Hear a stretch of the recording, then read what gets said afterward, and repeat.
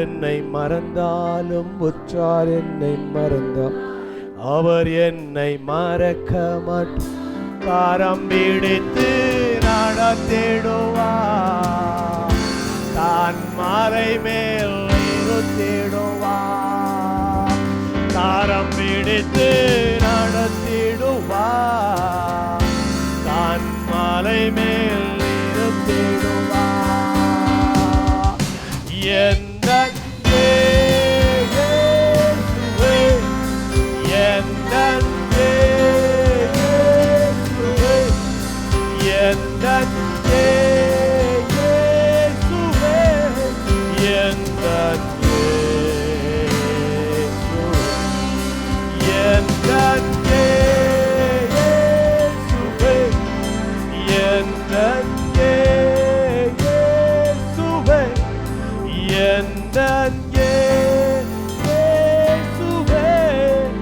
எந்த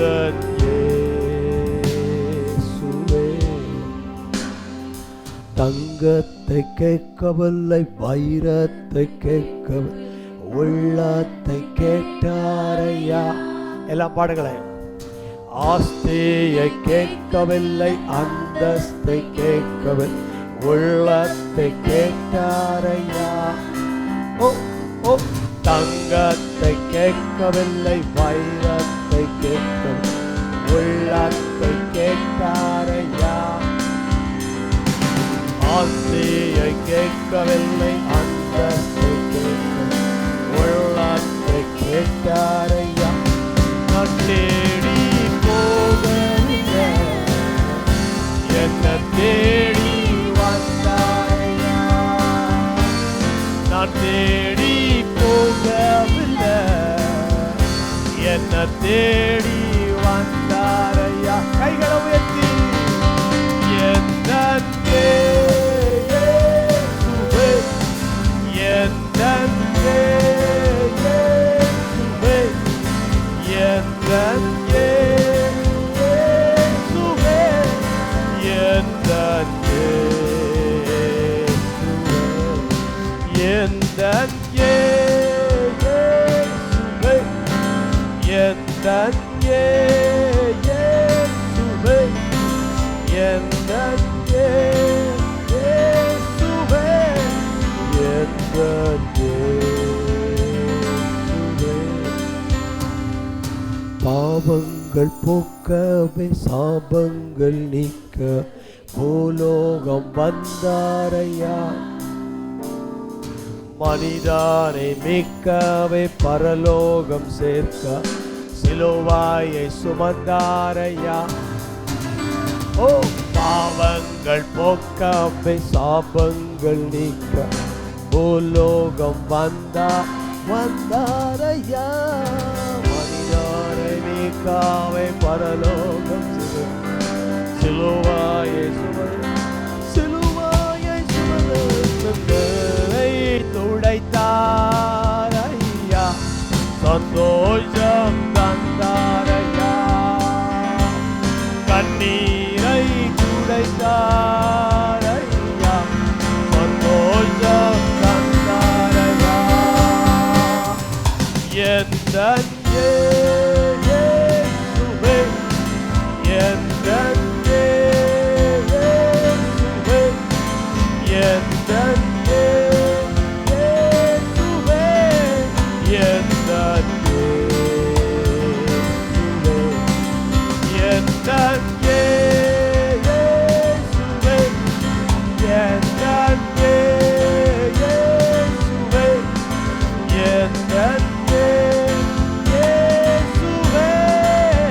எந்த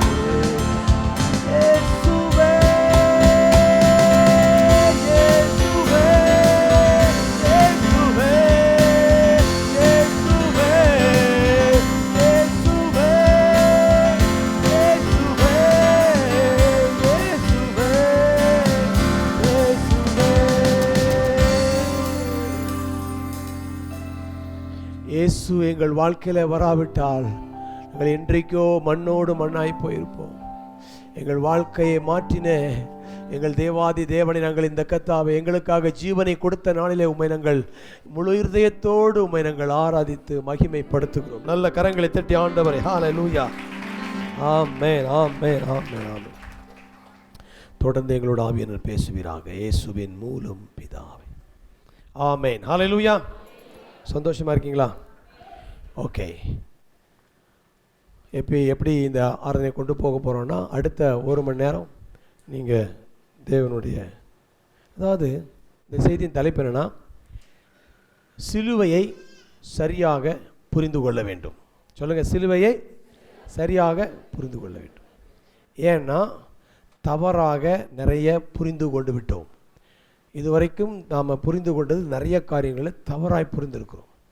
அதுதான் சரின்னு நினச்சிட்டு இருக்கிறோம். ஆனால் இன்றைக்கு அந்த திரிக்கப்பட்ட சுவிசேஷத்தை, திரிக்கப்பட்ட சிலுவையை மறுசீரமைத்து சரியான கோணத்திலே கண்ணோட்டத்திலே பார்ப்பது தான் இந்த குட் ஃப்ரைடே அன்றைக்கு கர்த்தர் உங்களுக்கு கொடுக்குற வார்த்தை. அல்லேலூயா.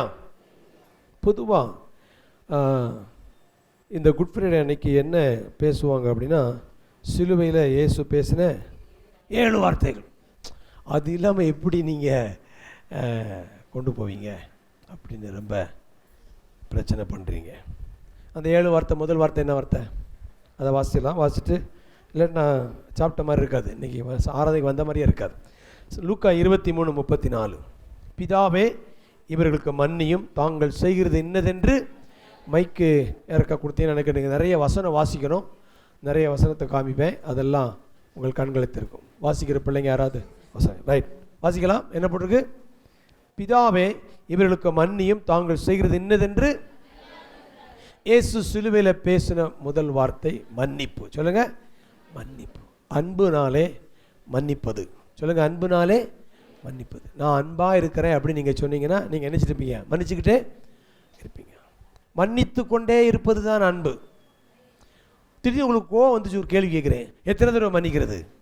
7 தடவை மன்னிக்கவா அப்படி நீங்கள் கேட்டிங்கன்னா ஏசப்பான்னு சொல்லுவார், 7 தடவை இல்லை, 770 தடவை போ, எழும்பி போயிட வேண்டிதான். இல்லையா? 770 தடவைன்னா எத்தனை தடவை? 490 தடவை. ஒரு நாளைக்கு உங்கள் வீட்டுக்காரரு, இப்போ தான் ஞாபகம் வருது, ஒரு நாளைக்கு உங்கள் வீட்டு அம்மா, உங்கள் பிள்ளைங்க, உங்கள் அப்பா உங்களை காயப்படுத்திட்டாங்க அப்படின்னா நீங்கள் 7 தடவை இல்லை, 490 தடவை நீங்கள் ஒரு நாளைக்கு மன்னிக்கணும். 490 கணக்கு போடுறதுக்காக அது எழுதலை. 770ன்னா கவுண்டிங்கே வைக்காத. அன்பு தீங்கு நினையாது. சொல்லுங்க, அன்பு தீமையை நினைக்காது. அதாவது ராங் ரிப்போர்ட்டு, ராங் ரெக்கார்டை வச்சுருக்காது. அன்னைக்கு அந்த நாளில் என்னை பார்த்து இப்படி சொன்னல. நிறைய பேருக்கு இன்றைக்கும் நிறைய ஃப்ரெஷ்ஷாக ரிப்போர்ட் வச்சுக்கிறாங்க. அந்த ரிப்போர்ட்டை எல்லாம் கிழிச்சு போட்டுருங்க. ஐயாரமில் கடைசி நாளுக்கு முந்தின நாள் பாவ அறிக்கை ஜப நாள் ஒரு ஞாபகம். அன்றைக்கி என்ன பண்ணுவாங்கன்னா எல்லாரும் நினச்சிடும், இது வரைக்கும் கர்த்தர் ஞாபகப்படுத்த எல்லா பாவத்தையும் எழுதுங்க. முதல்ல ஒன்றுமே தெரியாத மாதிரி இருக்கும். எழுத ஆரம்பித்தா பக்கம் பக்கமாக வரும். அப்புறம் நினச்சிவாங்கன்னா அதெல்லாம் எங்கோட்டி போட்டுரு. எங்கே போட்டிங்க சொல்லுங்கள்?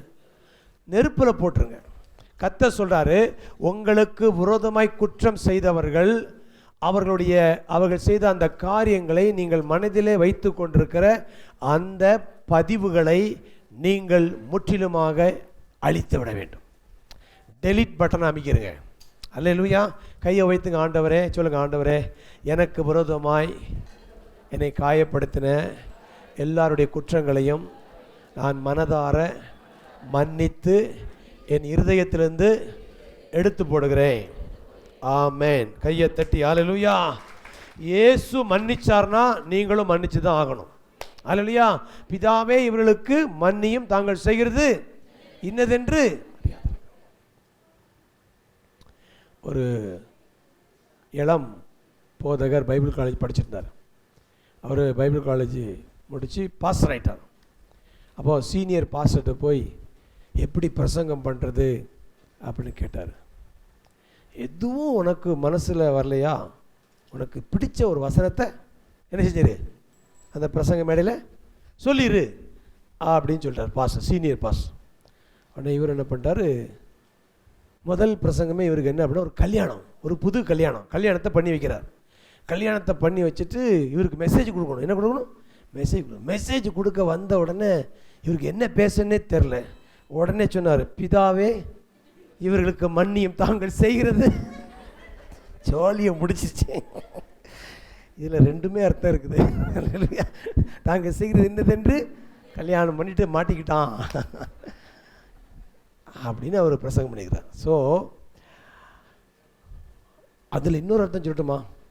ஒருத்தரை ஒருத்தர் வாழ்நாள் முழுவதும் மன்னித்து கொண்டிருப்பதான் அன்பு. அல்லேலூயா.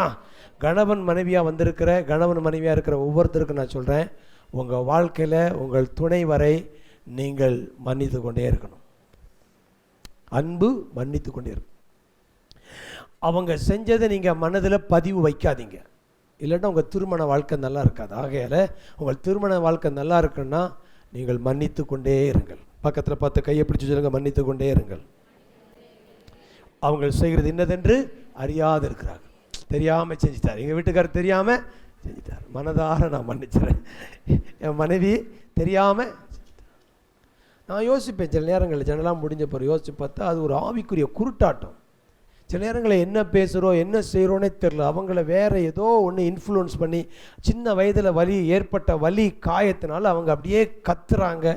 அப்புறம் யோசித்து பார்த்தா நானா இப்படி கத்துனேன் அப்படின்னு அவங்களும் சொல்கிறாங்க. அப்புறம் என் மனைவி எப்படி கிடையாது, தாங்கள் செய்கிறது இன்னதென்று அறியாதிருக்க மன்னிச்சிருப்பா. அல்லேலூயா. சொல்லுங்க, மன்னிச்சிருப்பா. ஆமென். அதுதான் கிறிஸ்தவம். நீங்கள் தேவனுடைய பிள்ளையாக இருந்தால் இயேசு செய்ததை நீங்களும் செய்ய வேண்டும். அல்லேலூயா. ரெண்டாவது வார்த்தை என்ன வார்த்தை? லூக்கா 23:43.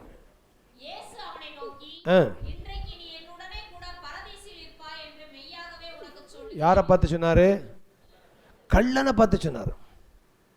கடைசி வரைக்கும் இயேசுவே தெரியாதவனுக்கு கடைசி மண்டையை போடுற நேரம் எங்கே பார்த்துட்டான்? இயேசுவை பார்க்குறான். இந்த பக்கம் அவர் தூங்கிட்டு இருக்கிறாரு. அவரை பார்த்த உடனே இவருக்கு ஒரு ரியலைசேஷன், இவர் தான் உண்மையான கடவுளாக இருப்பார்ப்பா, சிலுவையில் கூட மன்னிக்கிறாரே, இவர் தெய்வம்ப்பா.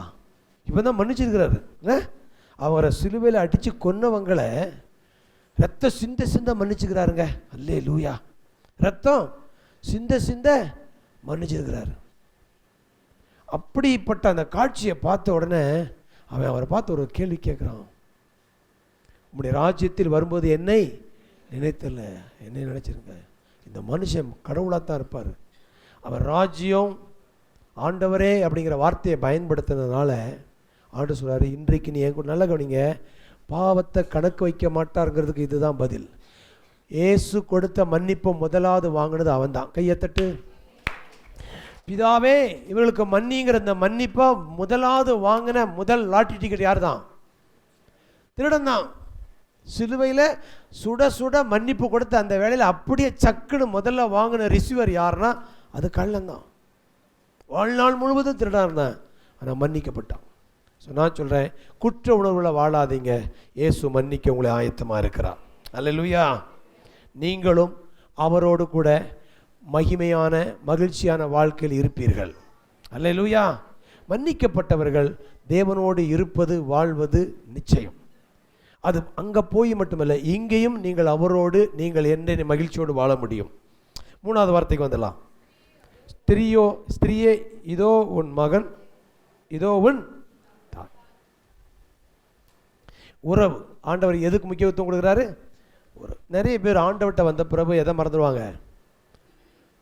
அம்மா அப்பா அண்ணன் தம்பி உறவெல்லாம் கட் பண்ணிடுவாங்க.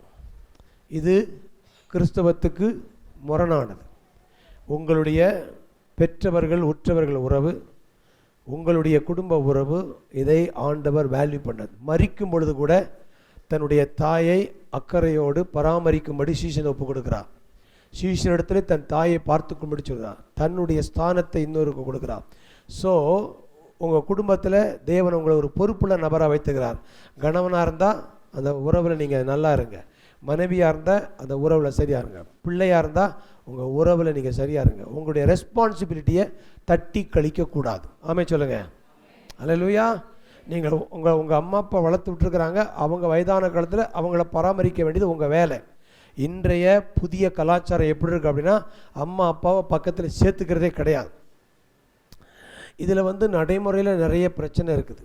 நான் நேற்று முந்தின ஒரு பாஸ்டரோடு பேசிகிட்டு இருக்கும்போது கூட்டு குடும்பம் சரியா, தனி குடித்தனம்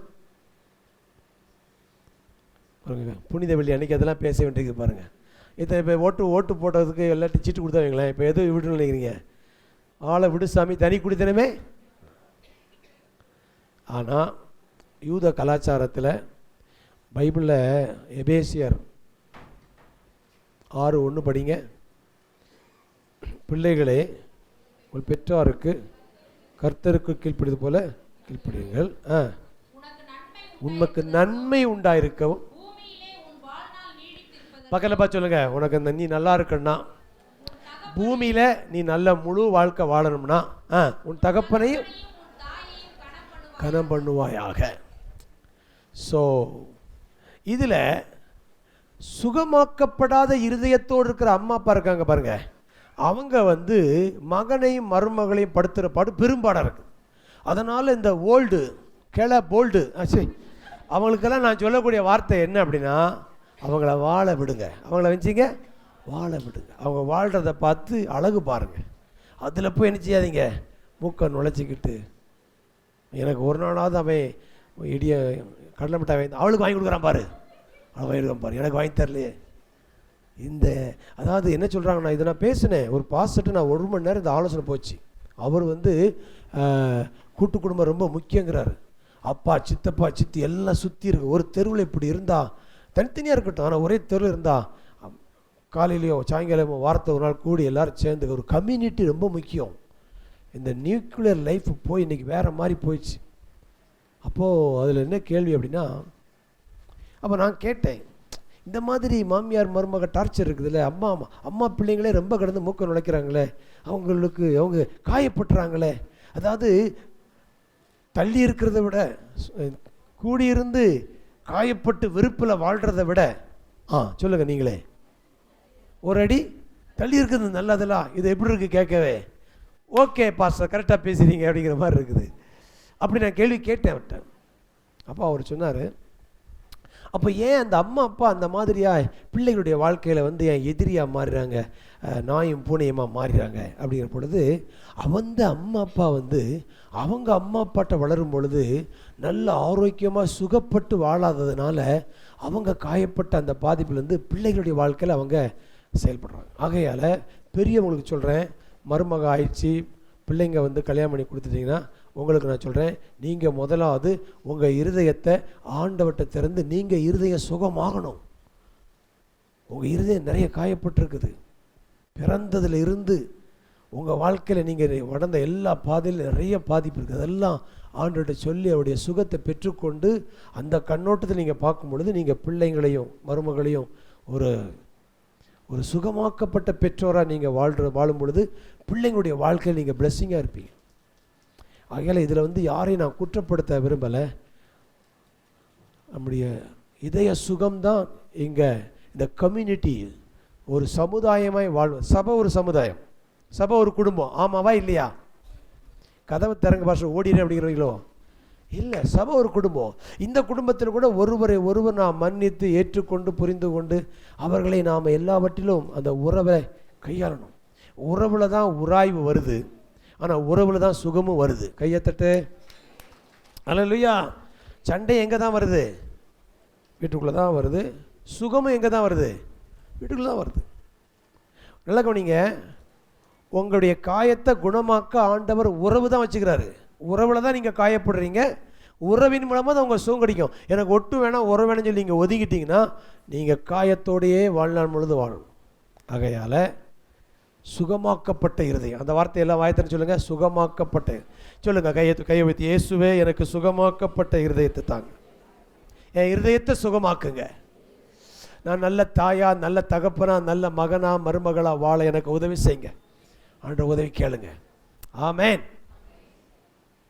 ஸோ உறவு, 3வது வசனம் உறவு. அப்புறம் 4வது, என் தேவனே என் தேவனே ஏன் என்னை கைவிட்டு.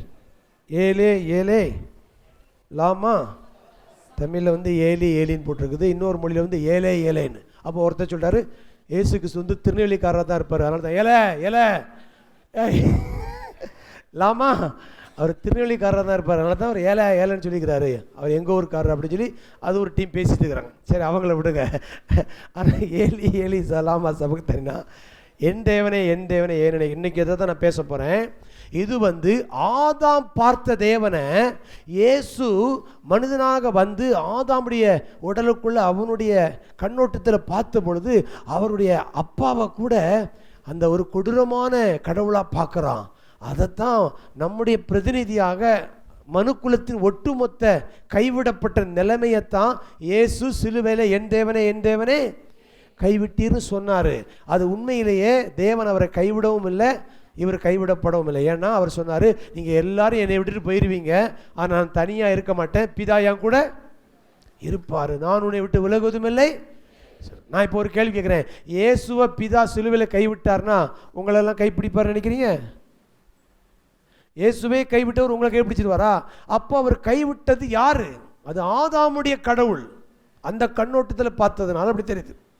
அதற்கு அடுத்த வசனம் பின்னால் படிக்க போகிறோம். சரி, அடுத்த வசனம் என்ன போட்டுக்குது?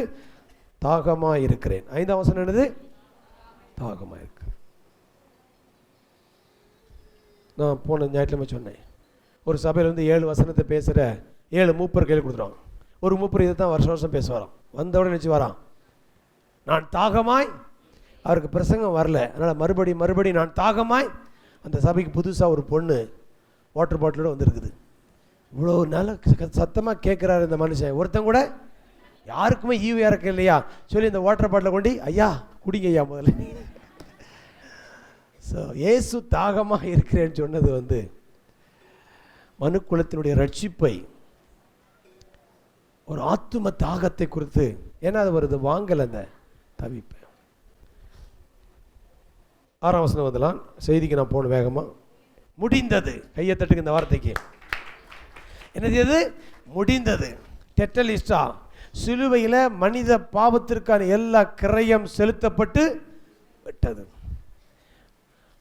இந்த வார்த்தையை இம்மான் ஏதோ சொன்ன நினைக்கிறேன். தேவன் முடிஞ்சுன்னு சொன்ன பிறகு நாம் என்ன செய்ய வேண்டாம், எதையும் வேற எதையும் சேர்க்க வேண்டிய அவசியமே கிடையாது. ஃபினிஷ்டுன்னு புள்ளி வச்சுட்டாரு, நீ கம்மா போட்டுறாத. அதில் உன் வாழ்க்கையில் உனக்கான எல்லா கிரயத்தையும் இயேசு செலுத்தி விட்டார். அல்லேலூயா. Everything paid. ஹோட்டலுக்கு போகிறோம், 4 பேர் சேர்ந்து சாப்பிட்றோம். ஒருத்தர் முன்னால் போய் என்ன கொடுத்தாரு, பில்லை மொத்தத்துக்கு பே பண்ணிட்டார். அவர் பே பண்ணிவிட்டு முன்னால் போயிட்டார். நான் பின்னால் வரேன், என்னை அவன் நிப்பாட்டி காசை எடு அப்படிங்கிறான். காசை என் மேலே இப்படி கை வச்சுட்டு காசை எடுனான். நான் சொன்னேன், கையை எடுயா, முதல்ல கையை எடு. எதுக்கு நான் அப்படி தைரியம் தின்னு போட்டு எதுக்கு கையெடுன்னு சொன்னேன்? ஏன்னா எனக்கான பேமெண்ட்டை ஒருத்தர் முன்னால் பே பண்ணிட்டார்னா என் மேலே கையை வச்சு என்கிட்ட எதையும் எடுக்கிறதுக்கு சாத்தானுக்கு உரிமை கிடையாது. கையை தட்டுங்க. இயேசு பே பண்ணிட்டார்னா நான் எதையும் பே பண்ண வேண்டிய அவசியம் இல்லை. அவர் பே பண்ணதுக்கு நான் என்ஜாய் பண்ணணும். பாருங்கள், பொஃபே சாப்பாடு வாங்க போகிறாங்க, 800 ரூபா ஒரு சாப்பாடு பே பண்ணியாச்சு. இந்த மீனாவுடைய பையன் அவங்களுடைய பர்த்டேக்கு நினைக்கிறேன், இல்லை பர்த்டேக்கு எங்களை பார்பிக்யூ ஒரு பெரிய ஹோட்டலில் கூட்டு போயிட்டாங்க. எங்களுக்கு கிடச்சிது. நமக்கு விவரம் தெரியாது. உள்ளே போயிட்டு முதல்ல ஃபுல்லாக பார்பிக்யூ என்னது, அப்படியே நிலக்கரி நெருப்பில் அப்படியே சுட கம்பியில் அப்படியே இறா, உங்களுக்கு பசி நேரம், இறா மட்டன் சிக்கன் எல்லாத்தையும் அப்படியே கம்பியில் குத்தி அப்படியே நம்ம டேபிள்லேயே கொண்டு நிலக்கரியும் வச்சிடறோம். நமக்கு பார்த்த உடனே பசியில் ஃபுல்லாக இதே தின்னாச்சு. அப்புறம் திரும்பி பார்த்தா தெரியுது, எனக்கு பிரியாணி இருக்குது, ஃப்ரைட் ரைஸ் இருக்குது, ஃப்ரூட்ஸ் இருக்குது. ஆடாப்பாவி, வெறும் இதே தின்னு போட்டோமே அதை சாப்பிட்றதுக்கு. அப்போ தான் சொல்லுங்க, இது எல்லாமே இருக்குது, 300 ஐட்டம் இருக்குது. அல்லேலூயா. கர்த்தர் நான் சொல்கிறேங்களேங்க, உங்களுக்கு இயேசு பே பண்ணிட்டாரு, நீங்கள் ஒன்றே சாப்பிட்டு உட்காந்துக்கிறீங்க வாயை சப்பிக்கிட்டு. ஆனால் உங்களுக்கு எக்கச்சக்கமானதை நீங்கள் நினைத்து கூடாத கிரகிக்க முடியாத காரியத்தெல்லாம் கரங்களை தட்டி அல்லேலூயா. நான் சொல்கிறேன், அவர் சம்பாதிச்சதில் ஒரு இம்மி அளவு கூட இன்னும் நாம் என்ஜாய் பண்ணலை. இன்னைக்கு ஒரு விழிப்புணர்வு வைராக்கியம் வரும். இயேசு எனக்கு சம்பாதிச்ச எல்லாம் நான் 100% அனுபவிக்க வேண்டும், அதை நான் அறிய வேண்டும். அதில் என்னெல்லாம் இருக்குது, அந்த ட்ரெஷர், அவர் சம்பாதிச்சு வச்சிருக்கிற ஆசீர்வாதம் என்ன, ஆவிக்குரிய ஆசீர்வாதம் என்ன, பூமிக்குரிய ஆசீர்வாதம் என்ன, சரி இதெல்லாத்தையும் நீங்கள் தோண்டி எடுத்து இது எனக்கு வேணும், இது என்னுடைய பிறப்புரிமை, இது என்னுடையது அப்படின்னு நீங்கள் அதை அனுபவிக்க வேண்டும். அல்லேலூயா. பாருங்களேன், 800 ரூபாய்க்கு பே பண்ணிவிட்டு வெறும் இந்த கம்பியில் மாட்டிருக்கிறது வெறும் கறியை மட்டும் சாப்பிட்டு வெளியே வந்து நின்ட்டேன். அப்புறம் அது பார்த்துக்கிட்டே இருக்கு. அதனால தான் பாஸ்டர், ஒரு சீனியர் பாஸ்டர் சொன்னார், ஏய் இந்த பொஃபே சாப்பிட போனால் முதல்ல அவசரப்பட்டு என்ன செஞ்சிடாத, இதெல்லாம் தின்றாத, லாஸ்ட்டில் ஒன்று இருக்குது டெசர்ட்டாக, என்னது டெசர்ட்னு ஒன்று இருக்குது, ஐஸ்கிரீம்லாம் வச்சு அதனால் எல்லாத்தையும் கொஞ்சம் கொஞ்சம் அப்படி டேஸ்ட் பண்ணிட்டு அங்கே வந்துரு, அங்கே தான் கொடுத்த காசுக்கு வகையா. அப்போ தான் யோசித்தேன், அதே மாதிரி தான் நம்ம தேவன் நமக்கு எல்லாத்தையும் பே பண்ணி அவர் எல்லாத்தையும் ஆயத்தப்படுது. ஆனால் நம்ம ஏதோ ஒன்றை வாங்கிக்கிட்டு நல்ல கவனிங்க, ரட்சிப்பிலேயே அது ஒரு பேக்கேஜ், அது ஒரு பொட்டலம். சிலுவையில் இயேசு பாவ மன்னிப்புங்கிறது அந்த பொட்டலத்தில் ஒரு பார்சல். ஆனால் அதில் தெய்வீக சுகம் இருக்குது, சமாதானம் இருக்குது, செழிப்பு இருக்குது, நன்மை இருக்குது, சந்தோஷம் இருக்குது, ஆயிரக்கணக்கான புதையல் இருக்குது. ஒன்றே ஒன்று எடுத்துகிட்டு பாவ மன்னிப்பை மட்டும் எடுத்துக்கிட்டு நான் ரட்சிக்கப்பட்டுட்டு உட்காந்துருக்குறோம் இல்லை. ஜோ அது ஒரு பெரிய பொக்கிஷம். எல்லாத்தையும் நான் அனுபவிக்க வேண்டும். ஹல்லேலூயா. சூப்பர். கடைசி வார்த்தை, பிதாவை உம்முடைய கைகளில் என் ஆவியை, என் தேவனே என் தேவனே ஏன் என்னை கைவிட்டு சொன்ன இயேசு கிறிஸ்து அதில் வாழ்க்கையை முடிக்கலை.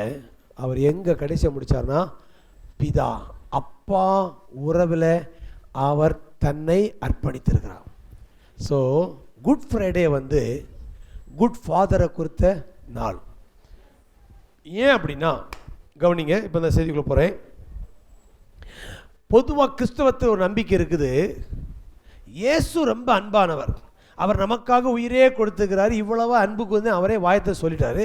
இயேசு என் பாவத்துக்காக மரித்தார், என் எல்லாவற்றிலும் நான் செஞ்ச எந்த பாவத்தையும் அவர் நிபந்தனை இல்லாமல் மன்னித்து நேசிக்கிறாங்க குறித்து எல்லா பிள்ளைகளுக்கும் கிறிஸ்தவர்களுக்கும் ஒரு அறிவு இருக்குது. ஆனால் எல்லா விசுவாசிகளுக்கும் பிதாவை குறித்து ஒரு தப்பான கண்ணோட்டம் இருக்குது. ஏன்னா பிதா ரொம்ப கோபக்கார கடவுள், அவர் நான் பாவம் செஞ்சதுனால என் மேலே பயங்கரமாக கோபமாக இருக்கிறாரு, அதனால தான் எனக்கு வர வேண்டிய அடி யார் வாங்கிக்கிட்டா, இயேசு வாங்கிக்கிட்டாரு. அப்போ பிதாவை குறித்து கண்ணோட்டம் பொதுவாக கிறிஸ்தவர்களுக்கு என்ன இருக்குன்னா ஆங்கிரி ஃபாதர், எப்போ மூட் அவுட் ஆவார்னு தெரியாது அப்படிங்கிறது போல் அவங்க பார்த்துட்டு இருக்கிறாங்க.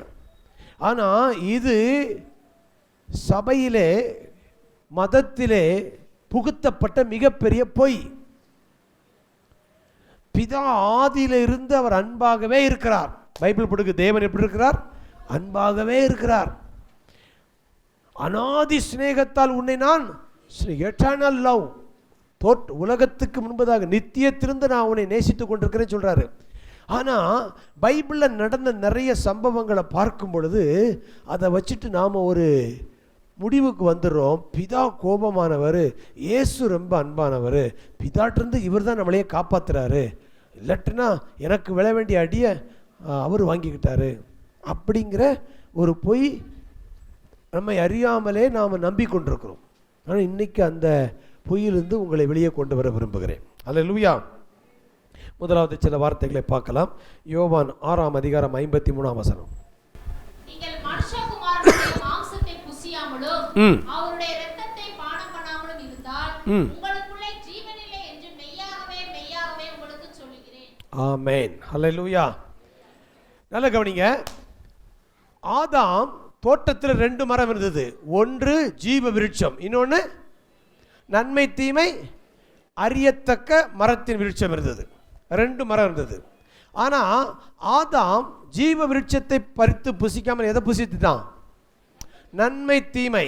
இந்த நன்மை தீமை சாப்பிட்ட உடனே தான் கான்ஷியன்ஸ், மனசாட்சி ஆக்டிவேட் ஆகி நல்லது கெட்டது குட்டு பேடு அப்படிங்கிற இந்த லாஜிக் மைண்டே இந்த பழத்தை சாப்பிட்ட உடனே தான் ஆக்டிவேட் ஆச்சு. அதனால தான் ஜட்ஜ்மெண்டல் மைண்டு இந்த பழத்தை சாப்பிட்டதுனால ஆக்டிவேட் ஆகி ஆண்டவரை ஜட்ஜாக தண்டிக்கிற கடவுளாக அவன் பார்க்குறான். அது வரைக்கும் அப்பாவாக பார்த்துட்டு இருந்தான். அவர் அன்புள்ள தகப்பனாக பார்த்தவன் இந்த பொய்யை, சாத்தானுடைய பொய்யை நம்பி தேவன் உனக்கு எதையோ மறைக்கிறாரு, தேவன் நீ அவரை போல மாறக்கூடாதுன்னு விரும்புகிறாரு, அதனால தான் இந்த பழத்தை சாப்பிடக்கூடாதுன்னு சொல்கிறான்னு சொல்லி பிசாசு சொன்ன பொய்யை நம்பி அந்த பழத்தை சாப்பிட்டதுனால இவனுக்குள்ள கான்ஷியஸ் மனசாட்சி ஆக்டிவேட் ஆகி தேவனை ஒரு ஜட்ஜாக, கோபக்கார, ஆங்கிரி காடாக அவன் பார்க்குறான்.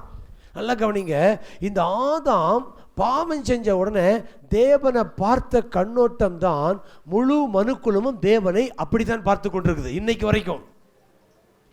ஹலோ கவனிங்க, இன்னைக்கு நீங்கள் ஆதாம் தேவனை நீங்கள் ஆராதிக்கிறீங்களா, இயேசுவின் அப்பாவை ஆராதிக்கிறீங்களாங்கிறதா இன்னைக்கு இந்த செய்தியில் உங்களை நான் வழி நடத்த போகிறேன். ஆதாம் பொய்யை நம்பி அந்த சாப்பிட்ட உடனே இவனுக்குள்ள நன்மை, தீமை, நல்லது, கெட்டனம், ஜீவன், மரணம் இது ஆக்டிவேட் ஆகுது. ஆகல எல்லாமே லாஜிக் மைண்ட் தான் அவனுக்குள்ள ஆப்ரேட் ஆகிட்டு இருக்குது. இது எங்கே ஆக்டிவேட் ஆச்சுன்னா இந்த பொய்யை நம்பி சாப்பிட்டதுனால. இப்போ அவன் ஆண்டவர் எப்படி பார்க்குறான்னா, நான் தப்பு பண்ணிட்டேன், தேவன் என்னைய தண்டிப்பார், துரத்திடுவார். ஏன்னா ஏற்கனவே சொல்லிக்கிறாரு, நீ இதை புசிக்கும் நாளை சாகவே சாவாய். ஸோ அந்த அவர் சொன்ன அந்த வார்த்தைக்கும் சாத்தனுடைய பொய்க்கும் ஒரு மேட்சிங் காமிச்சு என்ன பண்ணிட்டான், அவ்வளோதான் ஒளிஞ்சிக்கா போய் வந்தாரனை போட்டு தள்ளிடுவார், பயங்கர காண்டா இருக்கிறாரு அப்படின்னு தேவனை குறித்து ஒரு பொய்யை நம்ப வச்சு ஆதாம், நல்ல கவனிங்க, அவர் எப்பொழுதும் போல தான் வராரு. ஆதாமே ஆதாமே நீ எங்கே இருக்கிறேன்னா அவர் எப்பொழுதும் போல ஒரு தகப்பன் பிள்ளையை திரும்ப வராரு. ஆனால் எப்பொழுது ஓடி வந்து காலை கட்டிப்பிடிக்கிற ஆதாம் அவன் சொல்கிறான், தேவரீருடைய சத்தத்தை தோட்டத்தில் கேட்டு நான் நிர்வாணியாக இருப்பதினால ஒளிந்திருக்கிறேங்கிறான். அப்போ உடனே கேட்குறாரு, நீ நிர்வாணின்னு உனக்கு சொன்னது? அப்போ தேவன் அவனை யாரும் சொல்லலை, நான் உன்னை நிர்வாணி சொல்லலையே, நான் உன்னைய பாபின்னு சொல்லலை. இங்கே இருக்கிற ஒவ்வொருத்தரை பார்த்து சொல்கிறேன், தேவன் உங்களை பாபின்னு சொல்லலை, தேவன் உங்களை பிள்ளைன்னு சொல்கிறாரு. அல்லேலூயா. தேவன் உங்களை பாவின்னு சொல்லலை. நீங்கள் பாவம் செஞ்சாலும் ஒரு பிள்ளை தான், கெட்டாலும் குமாரன் தான். கெட்டாலும் மேன்மக்களேங்கிறாங்க. நீங்கள் பாவம் செஞ்சனாலும் நீங்கள் பிள்ளையாக இல்லாமல் போயிடுவீங்களா? இப்போ உங்கள் வீட்டிலே உங்கள் பெற்றோர் எடுத்துருங்க, உங்கள் கூட பிறந்தா ஒருத்தன் நல்லா இருக்கா, ஒருத்தன் நல்லா இல்லை. நல்லா இல்லாமல் போயிட்டான், பிள்ளை இல்லாமல் போயிடுவானா? அவன் ஜெயிலில் இருந்தாலும் யார் தான்? பிள்ளை தான். அவன் கலெக்டராக இருந்தாலும் பிள்ளை தான், எதையும் கலெக்டாட்டாலும் பிள்ளை. அப்போ முதல்ல புரிஞ்சுக்கிறங்க, பிள்ளைங்கிற அடையாளத்தை உங்களுடைய நடவடிக்கை மாற்றவே முடியாது. ஒரு அல்லேலூயா சொல்லுங்க. உங்களுடைய ப்ரொஃபஷனல், உங்கள் வாழ்க்கை, உங்கள் குடும்பம், ஜாதி, பின்னணி, நீங்கள் உங்களுடைய வாழ்க்கை நிலவரம் எதுவுமே பிள்ளைங்கிற உறவை அடையாளத்தை மாற்றவே முடியாது. அல்ல, உங்களுக்குள்ள அவருடைய டிஎன்ஏ இருக்குது, அவரே உங்களை பிரிக்கவே முடியாது. அல்லேலூயா. ஏன்னா இந்த செப்பரேஷன் தியாலஜி வந்து கிறிஸ்தவத்துக்குள்ள 1000 வருடம் வந்து உள்ள புகுத்தப்பட்டதுனால நம்ம எல்லாருமே அந்த தியாலஜி தான் சபை அறியாமலே நம்பிட்டு இருக்கிறோம். அப்போ தேவன் அவனை பிள்ளையாத்தான் பார்க்குறாரு, அவனை வந்து பாவியா பார்க்கல, பாவின்னு சொல்லவே இல்லை.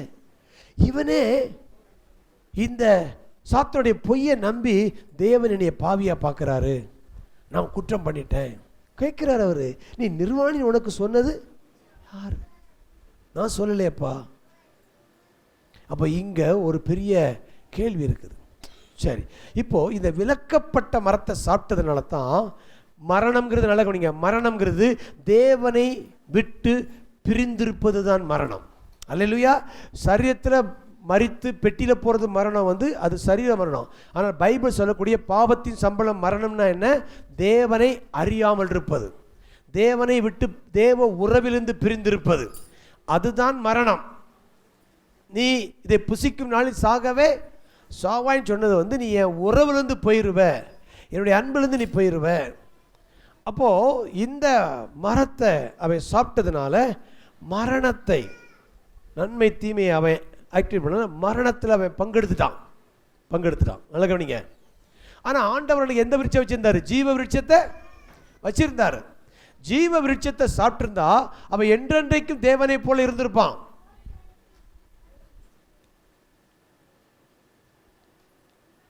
இப்போ இன்னொரு ஆக்ஷன் அங்கே என்ன நடக்குன்னா, இந்த பழத்தை சாப்பிட்ட உடனே ஆண்டு சொல்றாரு, ஐயோ இனிமேலும் தொடர்ந்து அவன் அங்கேயே வச்சிருந்தா இவன் இந்த பாவ நிலைமையோடு, இந்த வசனத்தை கவனிங்க, பாவ நிலைமையோடு அந்த ஜீவ விருட்சத்தின் கனியை சாப்பிட்டுட்டான்னா இவன் என்னன்னைக்கு யாரா இருப்பான்? பாவியாவே இருப்பான். இவன் பாவிலிருந்து மீட்கப்பட்டு திரும்ப என்னுடைய பிள்ளையா வருவதற்கு வாய்ப்பே இல்லாமல் போயிடும். நிரந்தரமாக பிரிஞ்சவங்க தான் அவனை தோட்டத்தை விட்டு வெளியே அனுப்பி அந்த ஜீவ விருட்சிக்கு போகிற வழியை ஒரு காவல் வைக்கிறாரு. ஆமேன். ஆண்டவர் அவனை அடித்து துரத்தல, அவனுடைய நன்மைக்காக அவன் இந்த நிலைமையில் போய் அதை சாப்பிட்டுட்டான்னா அவன் நிரந்தரமாகவே பாவியாக இருப்பான். நான் வந்து அவனுக்கு ஒரு ரட்சிப்பை சிலுவையில் கொடுக்குற அந்த வாய்ப்பே இல்லாமல் போயிடும். அதனால் டெம்பரவரியாக அந்த வாசலை அடைச்சி பிளாக். அதனால் என்ன தேவன் துரத்திட்டார்ல அப்படிங்கிறாங்க. தேவன் துரத்துறதனுடைய நோக்கம் என்னன்னா, அவன் இந்த நிலைமையிலே அதிலே பங்கெடுத்தால் அவனை காப்பாற்றவே முடியாதுங்கிறனால தான் ஆண்டவர் அந்த காரியத்தை செஞ்சார். ஆகையால தேவன் துரத்திட்டாருங்கிறது அந்த கண்ணோட்டத்தில் பார்க்காதீங்க. நான் சொல்கிறேன், தேவன் தோட்டத்தை விட்டு துரத்தினார்ல, தோட்டத்தை விட்டு அவரும் வெளியே வந்துட்டார். கையத்தட்டு. தேவன் அவனை தோட்டத்தை விட்டு விரட்டினாலும் தேவனும் அவனுக்கு பின்னாலே வந்துட்டாரு. பைபிள் முழுவதும் பின்தொடரும் தேவனைத்தான் நீங்க பாக்குறீங்க. கையை தட்டுங்க. ஹல்லேலூயா. மனிதன் விழுந்து போன மனிதனுக்கு பின்னால வந்து எப்படியாவது என் கூட வந்து சேர்ந்துக்கா, எப்படியாவது என் உறவுக்கு வாங்குறது தான் முழு பைபிளுடைய சத்தியமே. ரெடீமிங் ஜீனியஸ். அவர் இழந்து போனதை ரட்சிக்கவுமே தேடவுமே மனுஷகுமாரன். அப்போ அவர் வந்து பாவம் செஞ்சதிலிருந்து அவனை பின்தொடர்ந்து வந்துட்டு இருக்கிறார், அவனை பெர்சியூ பண்றார். ஆகையால அந்த ஜீவ விருட்சத்தை அவருடைய நன்மைக்காகத்தான் அவர் தடை செய்தார். அல்லேலூயா. சரி, இப்போ இயேசு கிறிஸ்து வந்த உடனே அவர் சொல்றாரு, என்னை புசிக்கிறவன். இப்போ வாசிங்க இந்த வசனத்தை. அதற்கு இயேசு அவர்களை நோக்கி வாசிங்க. மனுஷகுமாரனுடைய மாம்சத்தை புசியாமலும் அவருடைய இரத்தத்தை பானம் பண்ணாமலும் இருந்தால் உங்களுக்குள்ளே ஜீவன் இல்லை என்று மெய்யாகவே மெய்யாகவே உங்களுக்கு சொல்லுகிறேன். அடுத்த வசனம் வாசிங்க.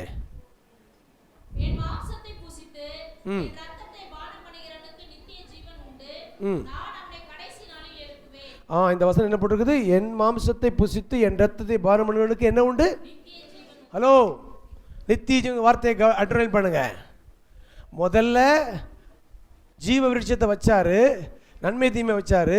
இவன் இதில் பங்கெடுக்காமல் இதில் பங்கெடுத்ததுனால அவன் மரணத்தை பிரிக்கப்பட்ட அந்த உறவுக்கு போயிட்டான். ஆகையால் அந்த நிலைமையில் அதை எடுத்தா அவன் வந்து நிரந்தரமாக ஆயிடும்னு சொல்லி அதை விலைக்கு வச்சு 2000 வருஷத்துக்கு முன்பதாக இயேசுவை கொண்டு வராரு. அவர் தான் ஜீவ விருட்சம். கையத்தட்டு. அந்த மரம் தான் சிலுவை மரம். சிலுவை மரத்தில் இயேசு தொங்கிட்டு சொல்றாரு, என் மாம்சத்தை புசித்து என் ரத்தத்தை கொடுக்கிறவனுக்கு நித்திய ஜீவன். கையத்தட்டு. அந்த ஜீவ விருட்சம் இயேசு கிறிஸ்து தானே. எவ்வளவு தெளிவா இருக்குது பாருங்க வசனம். மறுபடியும் அந்த வசனம் வாசிமா. என் மாம்சத்தை புசித்து என் ரத்தத்தை பானம் பண்ணுவதற்கு நித்திய ஜீவன் உண்டு. இந்த நித்திய ஜீவனுக்காகத்தான் அதில் பங்கெடுக்க முடியாமத்தான் அவன் தள்ளப்பட்டு விட்டான். இப்போ ஏசு அதுக்கு முன்னாடி ஒரு 47 வசனம் வாசிங்க. என்னிடத்தில் விசுவாசமாக இருக்கிறவனுக்கு சூப்பர் சூப்பர் சூப்பர் சூப்பர். நல்ல கவனிங்க. இந்த நித்திய ஜீவனை பெறுவதற்கு இந்த துண்டிக்கப்பட்ட உறவிலிருந்து அவன் வெளியே வந்து இயேசு அதற்கான செய்த அந்த பரிகாரத்தை விசுவாசித்து மன்னிப்பை பெற்றுக்கொள்ளும் பொழுது, அவர் செய்ததை அவன் விசுவாசிக்கும் பொழுது நித்திய ஜீவனுக்கு பெறுகிறான். இப்பொழுது அதற்கு அடையாளம் இருக்கிற இப்போ அந்த திருவிருந்து 8 வரைங்களா திருவிருந்து அந்த கப் எடுத்து காமிக்கணும். மேலத்துட்டோம். நல்ல கவனிங்க. இந்த திருவிருந்து கப்பு அப்பமும் ரசமும் என்ன அப்படின்னா, இதுதான் ஜீவ விருட்சம். அல்லேலூயா. இதை சாப்பிட்றதுக்கு என்ன உண்டு? நித்திய ஜீவன் உண்டு. அப்போ இயேசு சிலுவையில் தொங்கினது அது ஜீவ விருட்சத்தின் மரம். அந்த மரத்தில் தொங்குற இயேசு தான் கனி. அந்த இயேசுவாகிய கனியை புசிக்கிறவனுக்கு என்ன உண்டு? நித்திய ஜீவன் உண்டு. மரணம் இல்லை, மரணத்தை பார்க்கவே மாட்டான் அப்படிங்கிறாரு. அப்போ அவர் செய்த பரிகாரத்தை விசுவாசிக்கும் பொழுது இந்த இந்த மரணத்தின் நிலையிலிருந்து அவன் வெளியே வருகிறான், ஜீவனுக்குள்ள வர்றான். ஜீவனுக்குள் வந்து இப்போ அவரை புசிக்கும் பொழுது நித்திய ஜீவனுக்குள் பங்கெடுக்கிறான், பாவத்திலிருந்து விடுதலை பெற்று. அல்லேலூயா. அப்போ உங்களுக்கு தெளிவாக வேண்டும். இன்னைக்கு இந்த திருவிருந்து எடுக்கும் பொழுது நான் என்ன சாப்பிட்றேன்? ஜீவ விருட்சத்தை சாப்பிட்றேன். இயேசு கிறிஸ்துவின் மாம்சத்தை ரத்தத்தை புசிக்கும் பொழுது என்னுடைய சரீரத்தில் வியாதி இருக்காது. நான் என்றென்றைக்கும் தேவனோடு வாழுகிற ஒரு சிலாக்கியத்தை நான் பெற்றுக்கொள்கிறேன். அல்லேலூயா. இல்லை, இன்னொன்று சொல்கிறேன் கவனிங்க. நம்ம சபையில் வந்து கார்ல் வாக்கர் பேசினார். டாக்டர் கொடுக்குற மாத்திரையை சாப்பிடும் பொழுதே அதுக்குள்ளே அந்த பவர் வந்து உங்கள் உடம்புல வியாதியை சுகமாக்குன்னா, இயேசுவின் ரத்தத்தை மாம்சையும் புசிக்கிற நம்முடைய சரீரத்தில் நிச்சயமாக நிரந்தரமாக சுகத்தை கற்று தருவார். அல்லேலூயா. இன்னொன்று சொல்ல போகிறேன் கவனிங்க. பழைய ஏற்பாட்டில் எகிப்தை விட்டு வெளியே வரும் பொழுது ஆட்டுக்குட்டியின் ரத்தத்தையும் அந்த மாமிசத்தையும் சாப்பிட்டவங்க 40 வருஷம் அவங்கள ஒருத்தரும் பலவீனப்பட்டவன் இல்லையா? அல்லேலூயா. அவங்க யாரும் நல்லவன் கிடையாது, எல்லாம் இருதய கடினம் உள்ளவன், எல்லாம் முரட்டாட்டமான, ஒருத்தன் கூட யோக்கியம் கிடையாது. ஆனால் அவங்களே அந்த மாம்சத்தையும் அந்த ஆட்டு ரத்தத்தையும் மாம்சத்தையும் புசித்தவங்களுக்கே 40 வருஷம் ஜுரம் வரல, எதுவும் வரலன்னா அவங்க எல்லாரும் முரட்டாட்டக்காரர்கள், கலகக்காரனுக்கே தேவன் ஆட்டுக்குட்டியின் ரத்தத்தையும் மாம்சத்தையும் சுங்கு கொடுப்பார்னா, ரட்சிக்கப்பட்டு நீதிமான் ஆக்கப்பட்டிருக்கிற நீங்க இயேசுவின் ரத்தத்தை வியாதி இருக்கவே முடியாது. கையை தட்டி அல்லேலூயா. ஜீவ விருட்சம். அல்லேலூயா. இதை நீங்கள் சாப்பிடும்பொழுது நீங்கள் நினைக்கணும், ஆதாம் இதை புசிக்காம எதை புசித்தான்? நன்மை தீமையை போய் புசித்தான். ஆனால் எனக்கு இன்னைக்கு இயேசு கிறிஸ்துவின் மூலமாக இது கையில் கொடுத்து, என் மாம்சத்தை புசித்து என் ரத்தத்தை குடிக்கிறவன். நாம் மாம்சத்தை ரத்தத்தை குடிக்கிறதுல அடையாளமாக இருக்கிற அப்பத்தை ரசத்தையும் சாப்பிட்றோம். இது அதுக்கு அடையாளமாக நம்ம எடுக்கிறனால அது நிஜமாகவே நம்முடைய அந்த விசுவாசத்தோடு எடுக்கிறனால அது நிஜமாகவே நம்முடைய வாழ்க்கையில் ஜீவனை கொடுக்கிறது. அல்லேலூயா. Super super super. ஓகே, இப்போ 2 கொரிந்தியர் 5:19 வாசிக்கலாம்.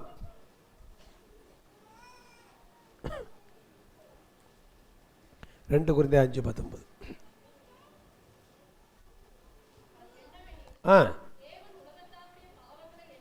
எண்ணாமல்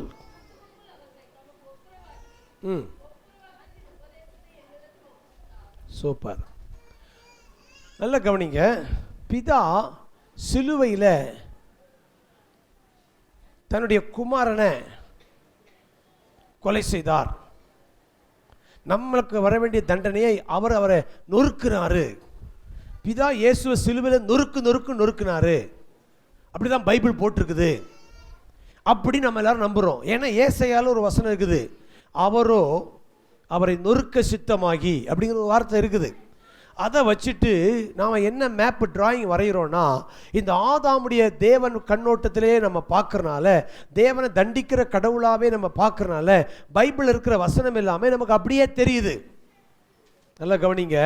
நம்ம என்ன கண்ணாடி போட்டு பைபிளை படிக்கிறோங்கிறது ரொம்ப முக்கியம். நாம் இயேசு கிறிஸ்து கண்ணாடி வழியை பார்க்காட்டினா எல்லாமே ஆதாமுடைய கண்ணாடி வழியை தான் நமக்கு தெரியும். நம்ம இயேசுக்கு கண்ணாடி போடாத வரைக்கும் நம்ம எல்லாருமே ஏற்கனவே ஆதாம் கண்ணாடி தான் போட்டிருக்கிறோம். வா, ஆதாமுடைய கண்ணாடி என்ன கண்ணாடி? தேவன் யாரு?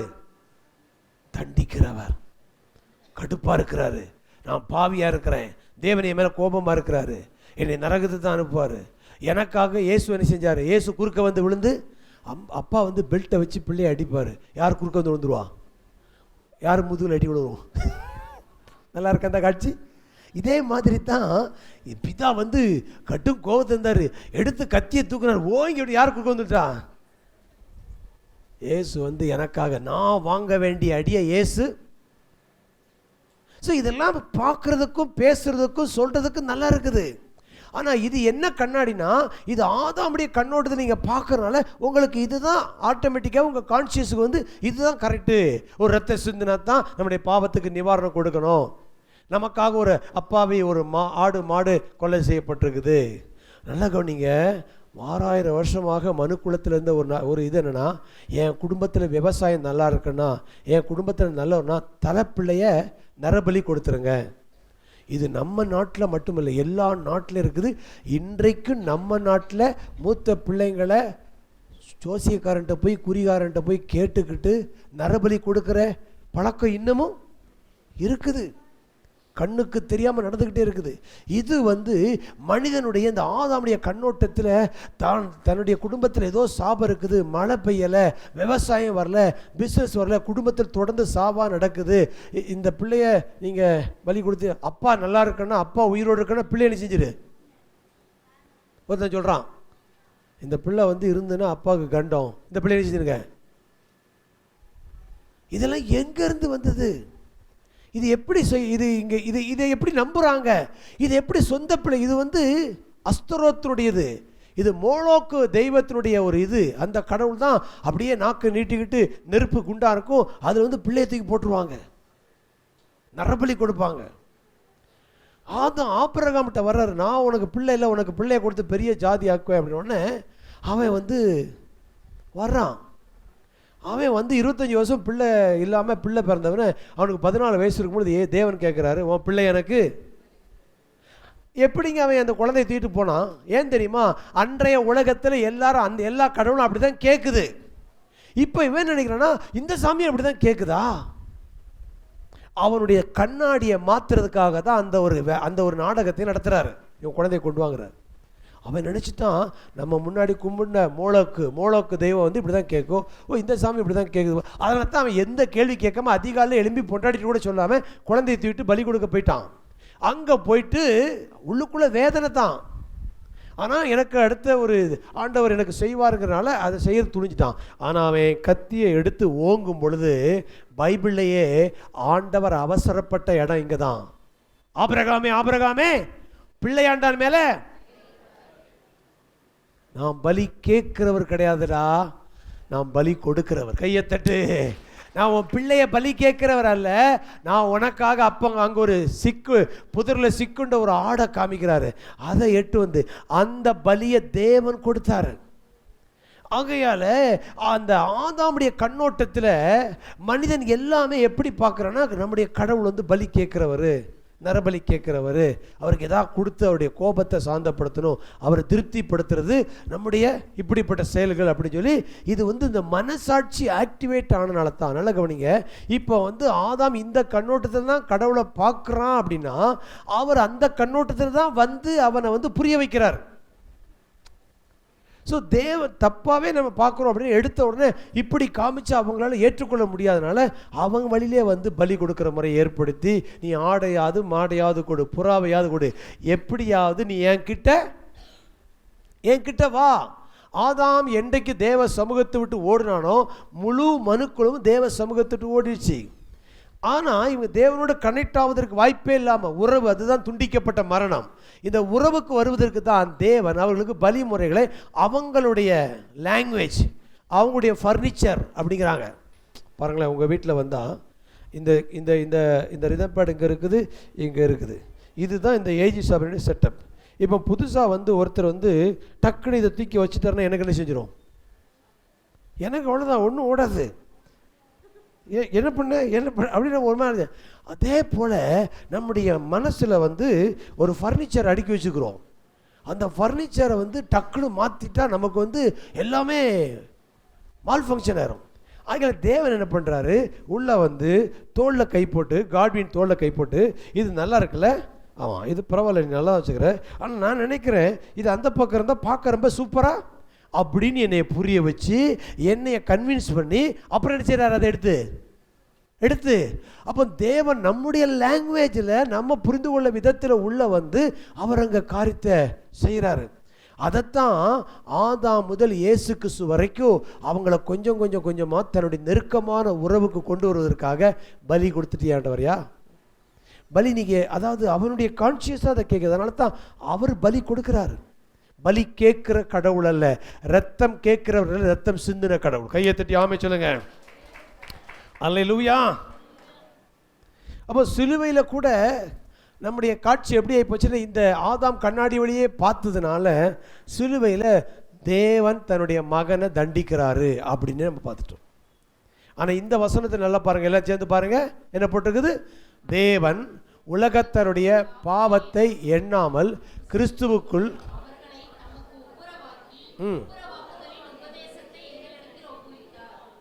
இங்கே வந்து பிதா எங்கே இருக்கிறாரு சொல்லுங்க? பிதா வந்து தண்டிக்கிற குமாரனை தண்டிக்கிற இடத்துல இருக்கிறாரா இல்லாட்டினா சொல்லுங்க? இப்போ ஒரு படத்தை போடுறேன், அந்த படத்துலேருந்து நீங்கள் பாருங்கள். முரளி அந்த படத்தை கொஞ்சம் இது பண்ணுங்கள். இந்த வசனத்துப்படி நீங்கள் எழுத்தும்படியே முதல்ல சொல்லுங்கள். இதில் என்ன போட்டுக்குது? பிதா வந்து இங்கே குமாரனை தண்டிக்கிறாரா இல்லை குமாரனுக்குள்ளே இருந்து அரவணைக்கிறாரா? கரெக்டாக சொல்லுங்க. உலகத்தருடைய பாவத்தை எண்ணாமல் கிறிஸ்துவுக்குள் அவர்களை தமக்கு. சிலுவையில் பிதா குமாரனை கைவிட்டாரா, பிதா குமாரனுக்குள்ளே இருந்தாரா? வசனம் படி சொல்லுங்க. கிறிஸ்துவுக்குள் பிதா இருந்து மனுக்குள்ள தெரிஞ்சுறான், ஒப்புரவாக்குறாரு. அல்லேலூயா. சிலுவையில் இயேசு மட்டும் தூங்கினாரா? ஷாக்குங்கிற படத்தை நீங்கள் பார்த்தீங்கன்னா அந்த ஷாக்கில் வந்து மேக்கு கேட்குறான். என்ன கேட்குறான்? அவன் வாழ்க்கை நடந்த பயங்கரமான நிலவரத்தை வச்சுட்டு அவன் திருத்துவத்தை போய் பார்க்குறான். பிதாக்கும் பரிசு 3 பேர் ஒரு வீட்டுக்குள்ளே உட்காடுறாங்க. பிதா வந்து தோசை மாவு பெஞ்சிட்டு இருக்கிறாரு, குமாரன் வந்து அங்கே ஜாலியாக பாட்டு பாடிட்டு இருக்காரு, பரிசுத்தவன் கிச்சனில் இருக்கிறார். இந்த படம். அப்போ வந்து மேக்கு கேட்குறான், அந்த வீட்டில் வந்து அப்படி பார்க்குறான், 3 பேரையும் பார்க்குறான். 3 பேரையும் பார்த்து என்ன 3 பேர் இருக்கிறாங்க, நீ யார் நீ யார் நீ யார் அப்படின்னு கேட்குறான். 3 பேரும் சேர்ந்து ஐ ஆம் அப்படிங்கிறாங்க. என்ன சொன்னாங்க? நான் இருக்கிறவராக. எங்கேருந்து குரல் வந்து தெரியல. அப்புறம் ஒரு கேள்வி கேட்குறான். என்ன கேள்வி கேட்குறான்? நீங்கள் உங்கள் மகனையே சிலுவையில் கைவிட்டுட்டீங்களே அப்படிங்கிறான். அப்போ பிதா சொல்கிறாரு, நான் கைவிடலை, நானும் எங்கே தான் இருந்தேன்? சிலுவையில் தான். அவர் கையை காமிப்பார், பிதா கையில் என்ன இருக்கும்? கையை தட்டு. அல்லேலூயா. சிலுவையில் திருத்துவம் 3 பேர் இருந்தாங்க. நீங்கள் திருத்துவத்தை சிலுவையில் கூட பிரிக்க முடியாது. அந்த படத்தை பாருங்க. இயேசு தொங்குறாரு, பின்னால் யார் இருக்கிறா? பிதா இருக்கிறாரு. பரிசுத்தாவின் நடுவில் அங்கே புறாவை போல அங்கே நிறுவி இருக்கிறாரு. அப்போ மனிதனுடைய ரட்சிப்பில் திருத்துவம் 3 இணைந்து அங்கே செயல்படுது. அல்லேலூயா. அப்போ கிறிஸ்துவுக்குள்ள பிதா இருந்து உங்களை அரவணைக்கிறார். இன்னும் சொல்லப்போனா மனிதன் அவனுடைய பாவத்தினுடைய உச்சக்கட்ட கோபத்தை காட்டுற இடம் தான் சிலுவை. அதாவது அந்த காலத்தில் எத்தனையோ மரணங்கள் தண்டனை கொடுப்பாங்களாம். பொதுவாக தமிழ்நாட்டில் கூட ஒரு தண்டனை வந்துதான், கழுமரம். என்ன மரம்? கழுமரம். மரத்தில் ஏற்றி 2 கால் 2 மரத்தை வச்சு கெட்டி விட்டுருவாங்க. அதுக்கு ஆளே 2 பிச்சு போட்டுருவோம். இல்லைன்னா அப்படியே மேலே உட்காந்து வச்சுருவாங்க. உடலே இதாயிரும், செதறி போயிடும். அதே போல் ரோமர்கள் வைத்திருந்த மிக கொடூரமான தண்டனை ஒரு கருவி தான் சிலுவை. நம்ம எப்படி தூக்கு மரம், அமெரிக்காலெல்லாம் எலக்ட்ரிக் சேர். என்னது? எலக்ட்ரிக் சேர். மரண தண்டனை எங்கே கொடுப்பாங்க? எலக்ட்ரிக் சேர். ஒரு சேரில் உட்காந்து வச்சுருவாங்க. என்ன கொடுத்துருவாங்க? ஹை வோல்ட் பவர் லைனை கொடுத்துருவாங்க. கொடுத்துட்டு 1 2 3 சொன்னோன்னு சுவிட்சை போட்டோன்னா கொஞ்சம் நேரத்தில் அப்படியே என்ன ஆயிடுவான்? சாம்பல் ஆயிடுவான். தண்டனை, கொடூரமான தண்டனை. ஆனால் இந்த மனிதன் கண்டுபிடித்த எல்லா கண்டுபிடிப்போட மோசமான கொடூரமான கொலை எது? ரோமர்கள் கொடுக்கிற சிலுவை மரணம். உயிரோட பிடிச்சு மரத்தில் அடித்து ரத்தம் சிந்தி அவனை அங்கே செத்து போயிடும். இதை பார்க்குறவன் பாவம் செய்கிற எண்ணமே வராது. அந்த மாதிரி அடி இருக்குமா? அதை தெரிந்தெடுத்தாரு. மனிதன் உச்சக்கட்ட கோபத்தில் தேவன் அவனை அங்கு அவனுடைய கோபத்தில் தேவன் அவனை அரவணைக்கிற இடத்தை தெரிந்து கொண்டார். அல்லேலூயா. ஆகையால தேவனுடைய அன்பை வெளிப்பட்ட இடம் எதுனா சிலுவை. அப்போ இவரை போன வாரம் குருத்தோலை ஞாயிறு அன்னைக்கு அவங்க சொன்னாங்க எல்லாரும் பார்த்து, ஓசன்னா ஓசன்னான்னு இன்றைக்கே வந்து எங்களை ரட்சின்னு அர்த்தம். ஓசன்னான்னு சொன்ன அதே ஆட்கள் தான் 3 நாள் கழிச்சு என்ன சொன்னாங்க? இவரை சிலுவை. மக்கள் மாறிடுவாங்க. ஓசன்னா ஓசன்னா சொல்கிறனால நம்ம கடிச்சு நினச்சிடக்கூடாது. அல்லேலூயா. மக்கள் மாறிடுவாங்க. ஆனால் அங்கு தேவன் திட்டமிட்டது போலவே இவர்களுடைய அந்த உச்சக்கட்ட கோபத்தில் நான் அவர்களை, மனிதன்தான் தேவனை புறக்கணித்தான், தேவன் மனிதனை புறக்கணிக்கவில்லை. மனிதன்தான் இயேசுவை சிலுவையில் அடித்தான், தேவன் தன்னுடைய குமாரனை சிலுவையில் அடிக்கவில்லை.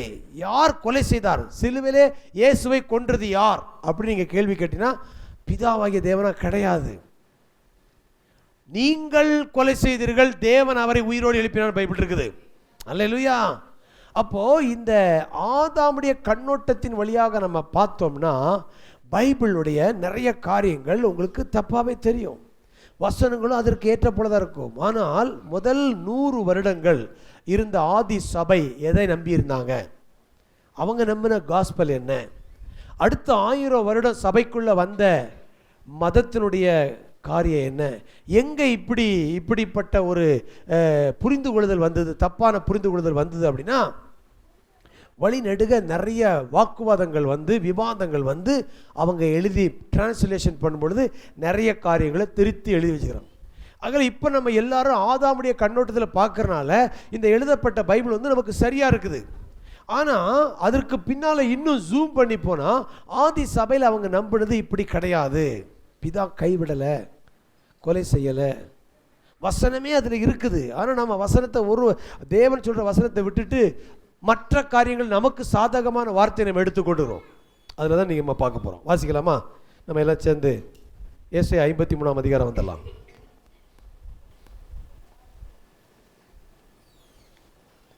ஒன்றாம் வசனத்தை வாசிங்க. யார்? கர்த்தருடைய புயம் யாருக்கு வெளிப்பட்டது? இளங்கிளையைப் போலவும் வறண்ட நிலத்திலிருந்து துளிர்க்கிற வேரைப் போலவும் அவனுக்கு முன்பாக எழும்புகிறார்.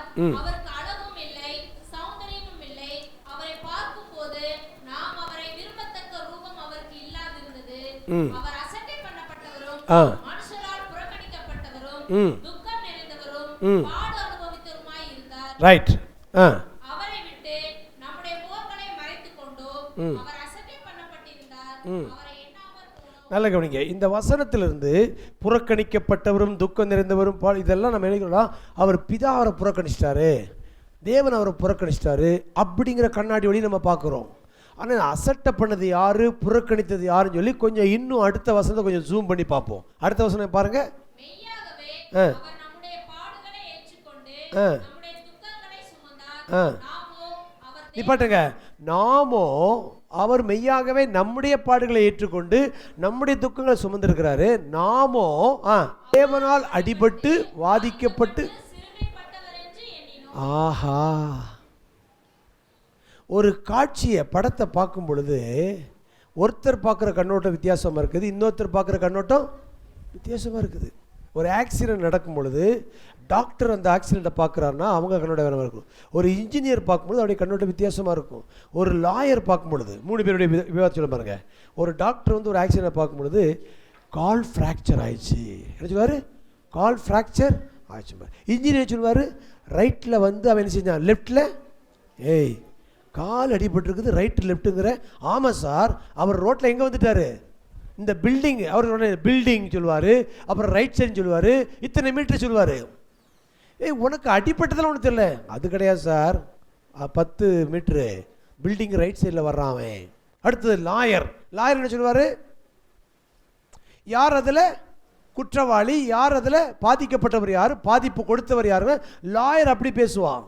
ஒரே ஆக்சிடெண்ட்டை 3 பேருடைய கண்ணோட்டம் வந்து வித்தியாசமாக பார்க்குது. இங்கே பாருங்க, முழு மனுக்குலமும் சிலுவையில் நடந்த காட்சியை எப்படி பார்க்குது. வசனத்தை நல்லா ஒத்து பார்க்கணும். இதில் சில தவறான எழுத்துக்கிட்டு இருக்குது, அதை நான் காட்ட போகிறேன். முன்னாடி மறுபடியும் வரலாமா? முன்னாடி வசனம் வாசிக்கலாம். அசட்டை பண்ணப்பட்டவரும், சரி நான் கேட்குறேன், இது மனுஷரால் புறக்கணிக்கப்பட்டவரும்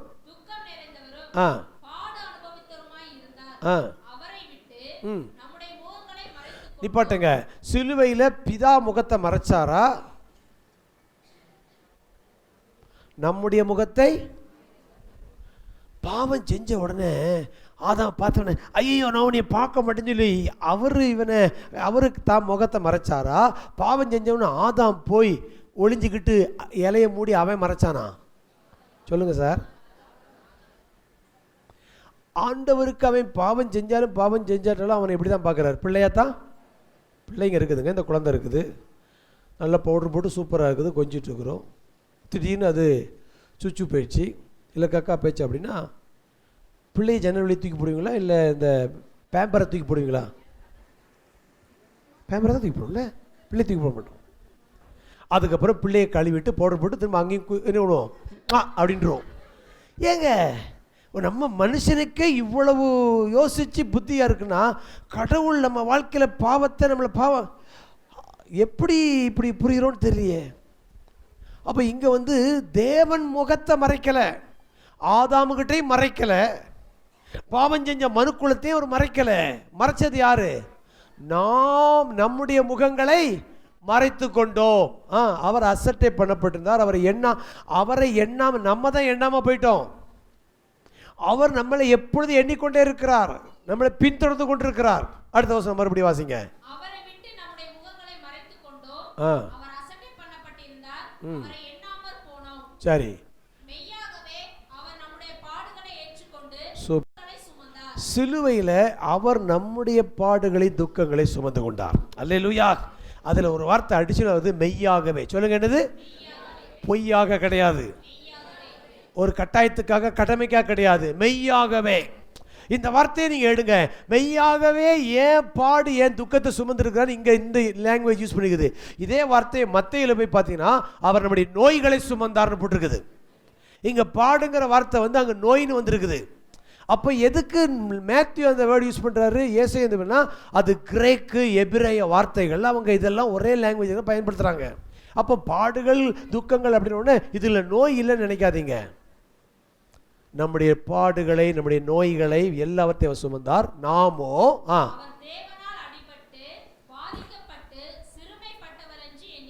சிலுவையில் கிறிஸ்தவம் புரிந்திருக்கிற ராங் அண்டர்ஸ்டாண்டிங்கை காமிக்கிறேன் பாருங்க. சிலுவையின் காட்சியை எப்படி பார்க்குறாங்கன்னா, நாமோ தேவனால் அவர் அடிபட்டு வாதிக்கப்பட்டார் என்று சிறுமைப்பட்டார் என்று எண்ணினோம். ஏங்க நீங்கள் தப்பாக என்றதுக்கெல்லாம் நாங்கள் ஜால்ரா போடணுமா? நீங்கள் தப்பாக யோசிப்பீங்க, தப்பாக உன்னை பார்ப்பீங்க. உன்னை பார்த்துக்கிட்டு இப்போ பாருங்களேன், நான் வந்து ஒரு நாள் பில்டிங் வேலை நடந்துட்டு இருக்குது. அப்போது இந்த வண்டிக்காரருக்கு கூலி கொடுக்கணும். அப்போ ஆலப்பாக்கம் ரோட்டில் போனேன். போயிட்டு கடையாக கேட்டேன், சார் சேஞ்சு கொடுங்க சேஞ்சு கொடுங்க. ஒருத்தன் தரல. சார் அந்த டாஸ்மார்க்கில் போய் கேளுங்க உங்களுக்கு எவ்வளோ சார். உடனே நான் டாஸ்மார்க்குள்ளே போயிட்டேன். பாஸ்டர் எங்கே போனார்? சத்தியமாக சொல்கிறாங்க, நான் பார்த்தேங்க, நோட்டை மாற்றிட்டேன். இப்போ நீ இப்படி நான் டாஸ்மார்க் போகிறேன் எண்ணிட்டனால நான் டாஸ்மார்க் போனேன். இப்படி தாங்க ஆகிப்போச்சு. நான் சில்லறைக்கு பதறி போயிட்டு கொடுக்கன்னு சொல்லி 500 போயிடக்கூடாது, 100 கூட சொல்லிட்டு நான் 4 கடையில் கேட்காதனால டக்குன்னு டாஸ்மார்க்கில் நுழைஞ்சோன்னா அவன் சந்தோஷமாக வாங்க சார் எவ்வளோ சார். அங்கே இருக்கிற வரவேற்பு வேறு எங்கேயும் கிடைக்க மாட்டேங்குது. அங்கே வாங்கிட்டு வந்த உடனே வெளியே வந்து சொல்கிறாங்க, நான் பார்த்தேன் கண்ணால் பார்த்தேங்கிறான். என்னத்தை சொல்கிறது அவன்கிட்ட போய். அப்போ இங்கே சிலுவை காட்சியை இவங்க ஆதாம் கண்ணாடி வழியை பார்க்கறனால கோபக்கார கடவுள் தன்னுடைய மகனை நரபலி கொடுக்குறாரு, தண்டிக்கிறாரு, அசட்டை பண்ணார், சிறுமைப்பட்டவர் என்று எண்ணினோம். இது நம்முடைய எண்ணம், இது ஒரிஜினல் கிடையாது, இது நிஜம் கிடையாது. அடுத்த வசனம் வாசிங்க.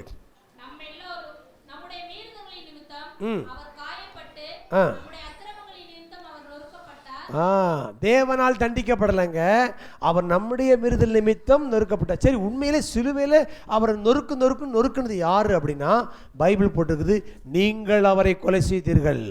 யூதர்களை சொல்றாரு, பாவிகளை சொல்றாரு, ரோம பேரரசு சொல்றாரு.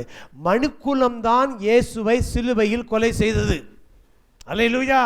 பிதா கிடையாது, சாத்தான் கிடையாது, மனுக்குலம். அவங்க ஏன் அப்படி செஞ்சாங்க? அவங்களுக்குள் இருக்க அந்த கில்ட் கான்சியஸில் தன்னுடைய பாவத்திற்காக ஏதோ ஒன்று செலுத்தப்பட வேண்டும் என்று அவனுடைய ஆத்மா, அவனுடைய மனசாட்சி கேட்கறனால பலிகளெல்லாம் கொடுத்துட்டு வந்தவன் அது எதுவுமே நிரந்தரமாக தன்னுடைய பாவத்தை போக்காததுனால ஒரு கட்டத்தில் தேவன் தன்னுடைய அவர் முன் வந்ததை கொடுக்குறாரு.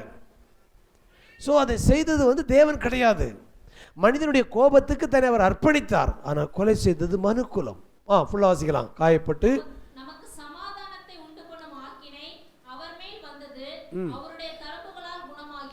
ஆமென், ஹல்லேலூயா. நம்முடைய அக்கிரமத்தின் நிமித்தம் நொறுக்கப்பட்டார். ஹல்லேலூயா. இந்த வசனத்தில் நான் முடிக்கிறேன். நம்ம ஒரு டீ பிரேக் போகிறோம். இங்கே ஒரு வார்த்தை நான் சொல்லுங்க. உங்கள் வியாதியை இயேசு சிலுவை சுமந்துட்டாரு, உங்கள் துக்கத்தை சுமந்துட்டாரு. கடைசி வார்த்தை, அவருடைய தழும்புகளால் என்னுடைய என் மேலே இருக்கிற எல்லா வியாதி தரித்திரம், இந்த ஆலயத்துக்குள்ளே உட்கார்ந்துருக்கிற உங்கள் உடம்பில் எனக்கு பிபி இருக்குது, சுகர் இருக்குது, எனக்கு அது இருக்குது நீங்கள் சொல்கிற எல்லாத்தையும் இன்றைக்கி இயேசு சிலுவையில் உங்கள் கலந்து வாங்கிக்கிட்டார். அவருடைய சுகத்தை உங்களுக்கு தருகிறார். அவருடைய தழும்புகளால் நீங்கள், எந்த மனிதன் அவரை காயப்படுத்தினானோ அந்த காயத்தை வச்சு அவர் சுகமாக்குறார். நீ என்னை காயப்படுத்தினால அந்த காயமே ஒன்றே நான் சுகமாக்குறேங்கிறார். ஆகையால் அவர் வந்து நிஜமாகவே அதை செய்ததுன்னா நிஜமாகவே உங்கள் சரித்திர சுகம் வந்தாகணும். அல்லேலூயா. இதை நீங்கள் எப்படி பெற்றுக்கொள்ள முடியும்? இயேசு சிலுவையில் எனக்காக எல்லாவற்றையும் செய்து முடித்து விட்டார், என் வியாதியை சுமந்துட்டாரு, இனி அவர் சுமந்த பிறகு நான் சுமக்க தேவையில்லை. இந்த நிஜத்தை நீங்கள் நம்ப வேண்டும். அது இருந்தாலும் இதுவும் இருக்கும். அவர் பே பண்ணாலும் இங்கே ஒருத்தன் கையை பிடிச்சி பாருங்களேன். அந்த ஹோட்டலில் போய் நான் சாப்பிட போகிறேன், என் ஃப்ரெண்டு பே பண்ணிட்டாரு, நான் வெளியே வரும்போது ஹோட்டலுக்காரன் நிப்பாட்டுறான், நான் பார்க்குறேன், என்ன சார் எவ்வளோ சார், 100 ரூபா கேட்குறான், கொடுக்குறேன். அப்போது அவரும் கொடுத்துருக்கிறாரு, நான் ஏமாளி. அப்போ இயேசு என் வியாதியை சுமந்துட்டாருன்னா நான் சுமக்க, நீங்கள் அதிகாரமாக சொல்லணும், சட்டத்துக்கு புறம்பாக என் உடம்புல இருக்கிற வியாதியை வெளியே போ. அல்லேலூயா. ஷேக் இட் ஆஃப் அப்படின்னு சொல்றாங்க. உதறு, ஒத்துக்காத, எதிர்த்து நில்லு, எதிர்ப்பு தெரிவி. இந்த சரீரம் தேவனுடைய ஆலயம், இதில் வியாதி இருக்க முடியாது. அல்லேலூயா. இந்த சரீரத்திற்கான கிரயத்தை இயேசு செலுத்தி விட்டார். அல்லேலூயா. இனி என் உடம்புல வியாதி தங்க முடியாது. சட்டத்துக்கு அதனால சிக்னஸ் இஸ் இல்லீகல் அப்படிங்கிறாங்க. வியாதி சட்டத்துக்கு புறம்பானது. இந்த கண்ணோட்டத்தில் பார்க்கும்பொழுது தான் உங்களுக்கு தெளிவு தரும். ஆமாம், இயேசு எடுத்த பிறகு என் உடம்புல இருக்க முடியாது, நான் எதிர்க்கிறேன், நான் மறுக்கிறேன், இயேசுவின் நாமத்தில் அதை கேன்சல் பண்ணுறேன். மலையை பார்த்து என்ன செய்யுங்க? பேசு. வியாதியை பார்த்து என்ன செய்யுங்க? இயேசு பைபிளில் வியாதியை பார்த்து பேசுகிறாரு, மரத்தை பார்த்து பேசுகிறாரு. அவர் ஜெபிக்கலை. இவனை விட்டு புறப்பட்டு உடனே போ, மகளே உன் பலவீனத்திலிருந்து நீ விடுதலையாக்கப்பட்டாய் டிக்ளேர் பண்றாரு, டிக்ரி பண்றாரு. மகனே உன் பாவம் உனக்கு மன்னிக்கப்பட்டது, எழுந்து படுக்கை எடுத்துக்கொண்டு போ டிக்ளேர் பண்றாரு. நான் சொல்றேன், ஒரு ராஜா மாதிரி அதிகாரத்தோடு நீங்க வியாதியை பார்த்து பேசுங்க, அது இடத்தை காலி பண்ணும். கரங்களை தட்டி ஹல்லேலூயா. ஒருவேளை இன்னைக்கு காலையில் இந்த சபையில் வந்து செய்தியை கேட்டுட்டு நீங்கள் உங்கள் உடம்புல இருக்கிற பார்த்து என் சரி இருக்கிற சுகரு எல்லா பிபி இயேசுவி நாமத்தில் வெளியே போ அப்படி நீங்கள் சொன்ன உடனே எதுவும் நடக்காத மாதிரி இருக்கலாம். சோர்ந்து போகாதீங்க. இயேசு அத்தி மரத்தை சபிச்சார், அது அப்படி தான் இருந்தது. ஆனால் மறுநாள் வரும் பொழுது அது வேரோடு பட்டு கிடந்தது. கையை தட்டுங்க ஹல்லேலூயா. நீங்கள் அங்கே சிம்டம்ஸ் மாறாததுனால உங்கள் வார்த்தையை வாபஸ் பண்ணாதீங்க. நான் சொன்னது தான், நான் சொன்னபடியே நடக்கும். ஹல்லேலூயா. அந்த வார்த்தையில் நில்லுங்க, காரியங்கள் மாறுவதை பார்ப்பீர்கள். அவருடைய தழும்புகளால் குணமானீர்கள். கண்களை மூடி கையை வைத்தி ஹல்லேலூயா. என் சார்பில் நீர் பலியானி எந்த இடத்தை எடுத்து கொண்டீர். என் சார்பில் நீர் பலியானி எந்த இடத்தை எடுத்து கொண்டீ. நீர் கொண்ட தழும்புகளால் நிரந்தர சுகத்தை தந்தவரே. நீர் கொண்ட தழும்புகளால் நிரந்தர சுகத்தை தந்தவரே. யாவே யாவே யாவே யாவே யாவே யாவே ரோஃபேகா யாவே ரோஃபேகா. உம்மாவி என்னில் வசிப்பதினா மரித்தவை எல்லாம்.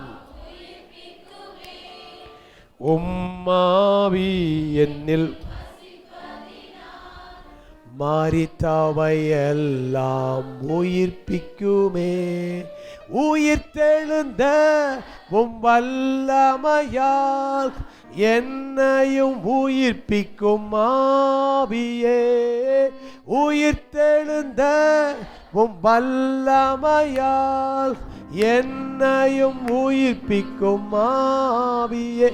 யாவே யாவே யாவே யாவே யாவே யாவே யாவே ரோஃபேகா யாவே ரோஃபே.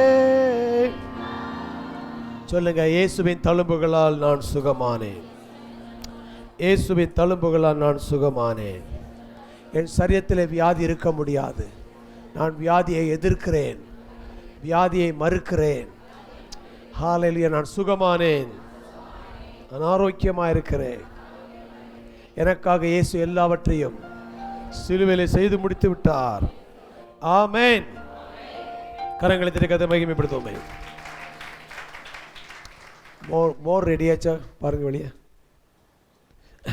ஓகே, பார்த்துட்டு போ, உங்களுக்கு உள்ளே வரும், மோர் வரும், ஒன்றும் பயப்படாதீங்க. ஓகே, இன்றைக்கி இன்னும் கொஞ்சம் பார்த்துட்டு அடுத்த ஒரு பாயிண்ட் நான் சொல்ல விரும்புகிறேன். வாசிங்க, அதுக்கு கீழே உள்ள வசனங்கள். 6ஆம் வசனம். நாம் எல்லோரும்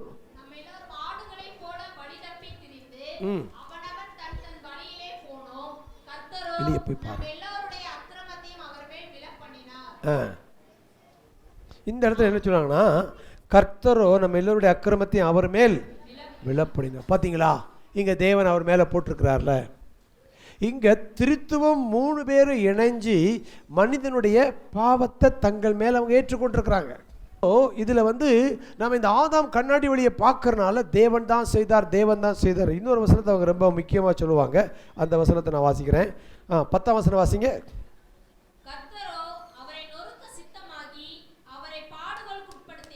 ஹலோ, நல்லா கவனிங்க, இந்த வசனத்தை பாருங்க. பாஸ்டர், நீங்கள் சொல்கிறதெல்லாம் சரிதான், ஆனால் வசனம் இப்போ அப்பட்டமாக சொல்லுது, கர்த்தரோ அவரை சிலுவையில் இயேசுவை நொறுக்குனது கர்த்தர் பிதா.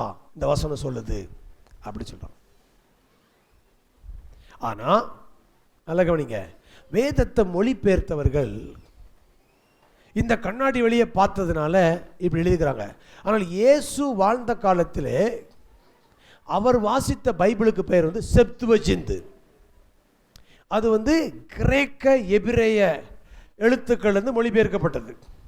அதில் இந்த வார்த்தை எப்படி இருக்குது அப்படின்னா, மனிதர்கள் அவரை சிலுவையில் அந்த பாடுபடுத்தி அவரை தொங்க விட்டுட்டாங்க, கர்த்தரோ அவரை குணமாக்க சித்தமாகின்னு வந்திருக்குது. என்ன வந்திருக்குது? கர்த்தரோ அவரை குணமாக்க சித்தமாகி அப்படிங்கிற வார்த்தை பதிவு செய்யுது. He desired to heal his servant அப்படிங்கிற வேறு. நீங்கள் ஆங்கில பைபிள் இருந்தால், இந்த கூகுள் இருந்தால் நீங்கள் போய் பார்க்கலாம். Amplified version, DBT, new standard Bible. இந்த பைபிள் நீங்கள் பார்த்தீங்கன்னா அது இன்னொரு வார்த்தை போட்டிருக்குது. ஃபுட் நோட்டு கீழே இருக்கும். ஃபுட் நோட்டில் இந்த வார்த்தை இப்படிப்பட்ட நொறுக்க தேவன் நொறுக்க சித்தமாகிற வார்த்தை ஆதி முதல் மொழிபெயர்ப்பில் இல்லை, இடம்பெறவில்லை அப்படின்னு பதிவு பண்ணியிருக்கிறாங்க. ஆனால் நம்ம எடுத்துட்டு நமக்கு அவ்வளோ திட்டமாக இருக்கிறோன்னா, நாம் இந்த கண்ணாடியை போட்டு பார்க்கறனால ஆமாம் அப்படிங்கிறோம். ஆனால் உண்மையிலேயே அவர் மனிதர்கள் அவரை நொறுக்குனாங்க. தேவனோ பிதாவோ தன்னுடைய குமாரனை சுகமாக்க சித்தமாகி அவரை அவர் கையில் அவங்க கொடுத்தாலும், அடுத்த வசனம், அவருடைய ஆத்துமா தன்னை குற்ற நிவாரணாக பலியாக ஒப்பு கொடுக்கும் பொழுது அவர் தமது சந்ததியை கண்டு நீடித்த நாட்களால் திருப்தி ஆவார். பாருங்க, ஆத்துமா வருத்தம், என் தாசனாகிய நீதிபரர் தம்மை பற்று அறிவினால் அநேகரை நீதிமான் ஆக்குவார், அவருடைய அக்கிரமங்களை தாமே. ஸோ மனிதன் அவர் மேலே வைக்கிற தண்டனையை திருத்துவ தேவன் இணைந்து அதை ஏற்றுக்கொண்டாங்க. இப்படி தான் பார்க்கணும். இப்படி பாருங்க, பிதா குமார பரிசுத்த 3 பேர் சேர்ந்து மனிதனுடைய பாவத்திற்கான கடைசி தீர்வை சிலுவையில் செய்கிறாங்க. தன்னுடைய குமாரனை அவர் கொடுக்கிறாரு, பரிசுத்தாவினர். இப்போ இங்கே இன்னொரு கேள்வி, ஆவியானவர் எங்கே இருக்கிறார், என்ன பண்ணார்? எபிரேயர் நீங்கள் படிச்சீங்கன்னா, நித்திய ஆவியினாலே தம்மைத்தாமே ஒப்பு கொடுத்த அப்படின்னா, நிரந்தரமாக ஆவியானவர் இயேசுவோடு தான் இருக்கிறார். அல்லேலூயா. அவர் இருந்து அந்த இடத்துல மனுக்குலத்தை நம்ம மீட்டெடுக்க இந்த காரியத்துக்குள்ளே போக வேண்டும் என்று சொல்லி இயேசுவை தைரியப்படுத்தி திடப்படுத்தி திருத்துவம் இணைந்தது. சிலுவையில் திருத்துவம் பிரிந்து செயல்படவில்லை, சிலுவையில் திருத்துவம் இணைந்து நம்முடைய பாவத்திற்கான தீர்வை சந்தித்த இடம். அல்லேலூயா. சரி, இதுக்கு ஒரு உதாரணம் சொல்ல பாருங்க. என்னுடைய ஒரு நண்பர் பாஸ்டர் பீச்சுக்கு அப்படியே குழந்தைய கூட்டு போனார். சின்ன 2 வயசு குழந்தைகள் பீச்சை பார்த்தோன்னா அப்படியே ஓடி விளையாடுது. அதே இவர் நல்ல உயர்ந்த ஒரு ஆவிக்குரிய மேன்மையான மனிதர், நல்ல ஒரு சுகமாக்கப்பட்ட இருதயத்தில் பிள்ளைகளை வளர்த்துருக்கிறாரு. ஆகையால் எல்லாத்தையும் அன்பாக இருக்கக்கூடிய ஒரு பிள்ளையாக வளர்த்துக்கிறார்.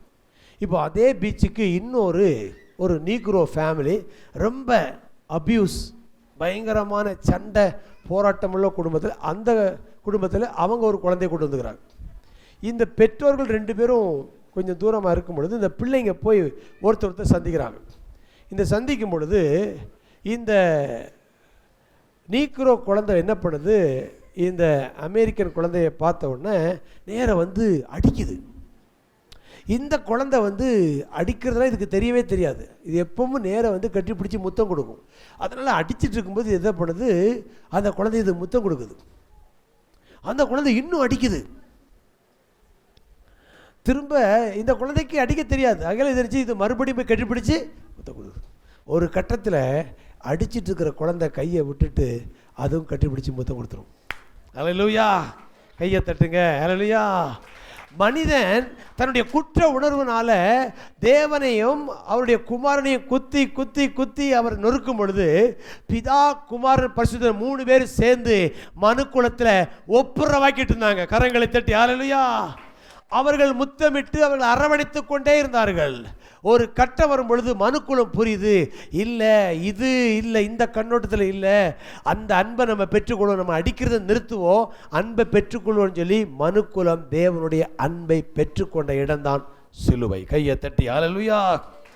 இயேசுவுக்கு நடந்தது அநியாயமானது. மனிதர்கள் அவரை கொலை செய்தது அநியாயமானது. ஒரு நீதிமானை, ஒரு தேவ மனிதனை, ஒரு குற்றம் செய்யாத நீதிபதியினால் நிரூபிக்கப்பட்ட அந்த இயேசு மனிதர்களால் கொல்லப்பட்டது அநியாயமானது. ஆனால் அந்த அநியாயத்தை திருத்துவம் ஏன் சந்தித்தது? அந்த இடத்துல தான் நான் உன் அன்பை காட்டி நீ அன்பை புரிஞ்சுக்கோன்னா நான் அங்கே வந்து நான் அன்பை காட்ட வரேன்னு சொல்லி இயேசு வந்தார். அல்லேலூயா. சிலுவை கடவுளுடைய கண்டுபிடிப்பு அல்ல, சிலுவை மனிதனுடைய கண்டுபிடிப்பு. மனிதனுடைய உச்சக்கட்ட கோபத்தை காட்டுகிற இடம் சிலுவை. அந்த இடத்துல நான் வர்றேன், வந்து உன்னை நான் அரவணைக்க வர்றேன்னு சொல்லி பிதா பரிசுத்தர் வந்து நம்ம அரவணைத்த இடம்தான் சிலுவை. அல்லேலூயா. ஆகையால் அதை தாண்டி அந்த குழந்தை அதுக்கப்புறம் அடிக்கலை. இந்த குழந்தைய அந்த குழந்தையை கட்டிப்பிடிச்சு முத்தமிட்டு அவங்க அந்த அடிக்கிற அந்த வன்முறை முடிந்த இடம் சிலுவை. நம்முடைய தேவன் வன்முறையற்ற தேவன். கையை உயர்த்தி ஆமென் சொல்லுங்க. மனுக்குலம் ஆதாமுடைய உடைந்த கண்ணாடினாலே வன்முறையைத்தான் நம்முடைய கடவுளாக மாற்றிவிட்டோம். நாம் பார்க்கிற கடவுள் வன்முறையான கடவுளாக இருக்கிறோம். ஆனால் சிலுவையில் வந்த இயேசுவின் பிதா வன்முறையற்ற தேவன். அந்த தேவன் மனுக்குலத்தை சந்தித்து இவன் அடித்து சொல்கிறாங்க, சிலுவையில் அறைன்னு சொல்கிறாங்க. இன்னொரு இவருடைய இரத்தப்பழி எங்கள் மேலும் அப்படி சொன்னாலும் இரத்தம் சிந்த அவருடைய செஞ்ச வாயை திறந்து பிதாவை இவர்களுக்கு. அப்போது மனிதன் அவருடைய அடித்து அவருடைய இரத்தத்தை சிந்தி கொண்டிருக்கும் பொழுது அந்த வன்முறையின் உச்சக்கட்டத்தில் பிதா குமாரன் பரிசுத்தாவினத்துடைய அன்பை வெளிப்படுத்தின இடம் சிலுவை. ஹல்லேலூயா. சிலுவை குறித்து கண்ணோட்டம் உங்களுக்கு மாறி இருக்குன்னு நினைக்கிறேன். அடுத்தது சிலுவையில் இயேசுவை கைவிட்டு விட்டார்னு சொல்கிறாங்க. என் தேவனே என் தேவனே, சங்கீதம் 22:1 வாசிங்க. இந்த வசனத்தை நான் சொல்லி முடிக்க விரும்புகிறேன்.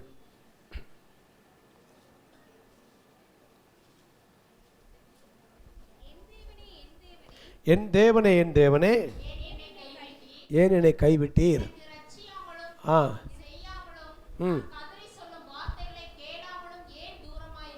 தூரமாக இருக்கிறேன். நல்ல கவனிங்க. மத்தேயு 27:45 இயேசு சிலுவையில் சொன்ன வார்த்தை என் தேவனே ஏன் என்னை கைவிட்டு. இது இயேசு இந்த சங்கீதத்தை தான், அந்த 22 சங்கீதத்தை தான் சிலுவையில் சொல்கிறார். ஆனால் இது ஆதாமுடைய கண்ணோட்டத்துக்குள்ளே இயேசு உள்ள வந்து மனிதன் தேவனை இப்படி தான் பார்க்குறானாங்கிற அந்த கண்ணோட்டத்துக்குள்ள வந்து பாவத்தை தன்மேல் ஏற்றுக்கொண்டு பாவமானார் அப்படின்னே போட்டிருக்குது. மனிதனுடைய பாவத்தை கிரயம் செலுத்த தீர்வு கொடுப்பதற்கு இயேசு பாவமாக்கப்பட்டார், பாவமானார். இப்போ பாவமான பிறகு ஆதாமுடைய இருளுக்குள்ளே போயிட்டாரு. ஆதாமுடைய அந்த தப்பான கண்ணாடிக்குள்ளே போய் பார்க்குறாரு. அந்த கடவுளை எப்படி தான் தெரியுது? கைவிட்டது மாதிரி தான் தெரியுது. அப்போ அந்த இடத்துல அவர் மனுக்குலத்தினுடைய பிரதிநிதியாக, ஆதாமுடைய பிரதிநிதியாக, அவர் ஒரு மனிதனாக என் தேவனே. அப்போ எல்லாருடைய வாழ்க்கை இப்போ பாருங்கள், இங்கே உட்காந்துருக்கிற ஒவ்வொருத்தருடைய வாழ்க்கையிலையும் உங்கள் வாழ்க்கையில் ஏதோ ஒரு கட்டத்தில் இந்த வார்த்தை உங்களுக்குள்ளே வந்திருக்குது. என் தேவனே கைவிட்டீங்க. நீங்களும் கடைசியில் கைவிட்டுட்டீங்களே. எங்கள் அப்பா விட்டுட்டாங்க, எங்கள் அம்மா விட்டுட்டாங்க, எங்கள் வீட்டுக்காரர் விட்டுட்டாரு, அண்ணன் தம்பி எல்லாம் விட்டுட்டாரு. ஆனால் ஒரு கட்டத்தில் நீங்களும் என்னைய விட்டுட்டீங்களே அப்படிங்கிற உணர்வு நமக்கு தெரியாமலே நமக்குள்ளே வந்துட்டு போகுது. கர்த்தர் என்னை கைவிட்டு விட்டார் அப்படிங்கிற எண்ணம் வருது. இந்த எண்ணத்தை, உங்களுடைய இந்த கைவிடப்பட்ட எண்ணத்தை தான் சிலுவையில் இயேசு நம்முடைய பிரதிநிதியாக சொல்லியிருக்கிறாரு. அது தேவனாக இயேசு அதை சொல்லலை, இயேசு மனிதனாக அதை சொல்லியிருக்கிறாரு. அல்லேலூயா. ஆகையால இது நம்முடைய பிரதிநிதியாக சொல்லுகிறாரு. மனிதன் தேவன் இப்படி தான் பார்க்குறான், ஆண்டவரை எப்பொழுதும் கைவிட்டுருவார், அவர் நல்லா இருக்கும் பொழுது கூட இருப்பார், அந்த மனிதனை மாதிரி மற்ற கைவிட்டுருவாருங்கிற எண்ணம் மனிதனுடைய கண்ணோட்டம் இது. இந்த கண்ணோட்டத்தில் இயேசு அந்த சிலுவையில் சொன்னார். ஆனால் இந்த அதிகாரம் ஃபுல்லாக நீங்கள் படிச்சிங்கன்னா அந்த அதிகாரத்துக்கு பேர் என்ன தெரியுமா? ட்ரஸ்ட். 3ஆம் வசனம் வாசிங்க.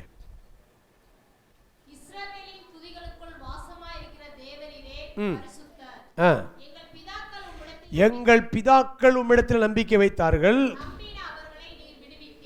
ஏங்க தேவனே கைவிட்டு ஆரம்பித்த சங்கீதக்காரன் என்ன சொல்கிறான்னா, இந்த சங்கீதத்தினுடைய முழு இதையும் பார்த்தீங்கன்னா ட்ரஸ்ட், நம்பிக்கையின் சங்கீதம் இது. நம்பின அவங்களை நீங்கள் காப்பாற்றினீங்க, விடுவித்தீர், தப்பினார்கள். ஸோ இங்கே ஒரு நம்பிக்கைக்குரிய வார்த்தை தான் பேசுகிறாரு. இவனுடைய கண்ணோட்டத்தில் கைவிடப்பட்டது போல இருந்தாலும் எங்கள் முற்பிதாக்கள் நம்பினாங்க, அவங்கள காப்பாற்றினீங்களே, அவங்களுக்கு உதவி செஞ்சீங்களே, என்னையே கைவிட்டுட்டீங்க அப்படின்னு அவன் ரியலைஸ் பண்ணுறான். ஆனால் பின்னால் வரும் பொழுது 22 வாசிங்க.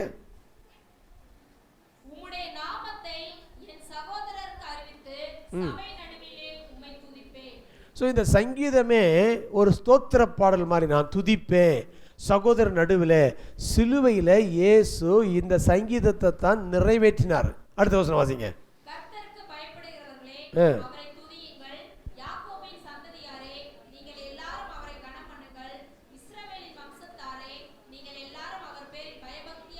அடுத்த வசனம் ரொம்ப முக்கியம். உபத்திரவப்பட்டவருடைய உபத்திரவத்தை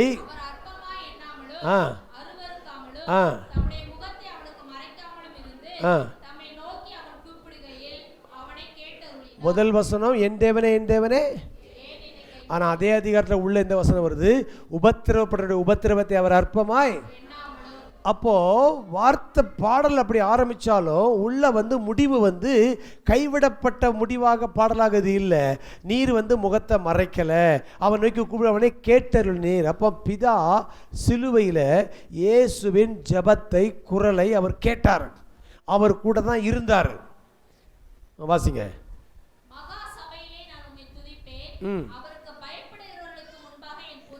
27ஆம் வசனம் வந்துருங்க. 27.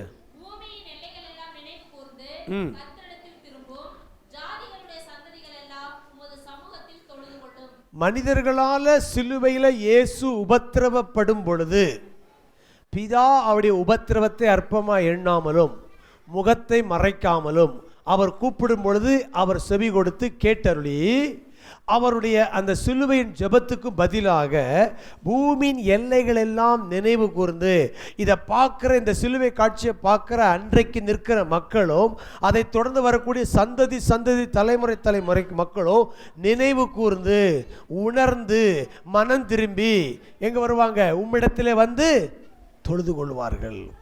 அப்போ சிலுவையில் பிதா இயேசுவை கைவிடலை. அவர் நான் உன்னை விட்டு விலகுவதும் இல்லை கைவிடுவதும் இல்லை. இன்னொரு வசனம் இருக்குது, மரண இருளின் பள்ளத்தாக்கில் நடந்தாலும் தேவரீர்.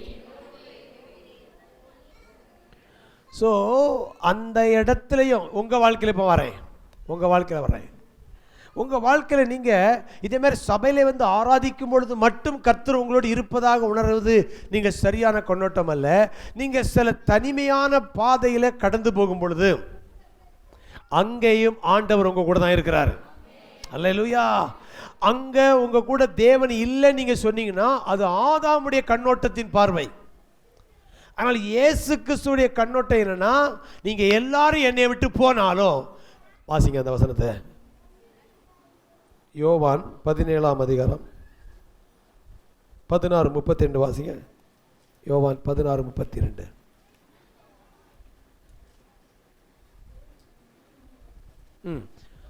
யோவான் 16:32. சூப்பர். அதான் இதோ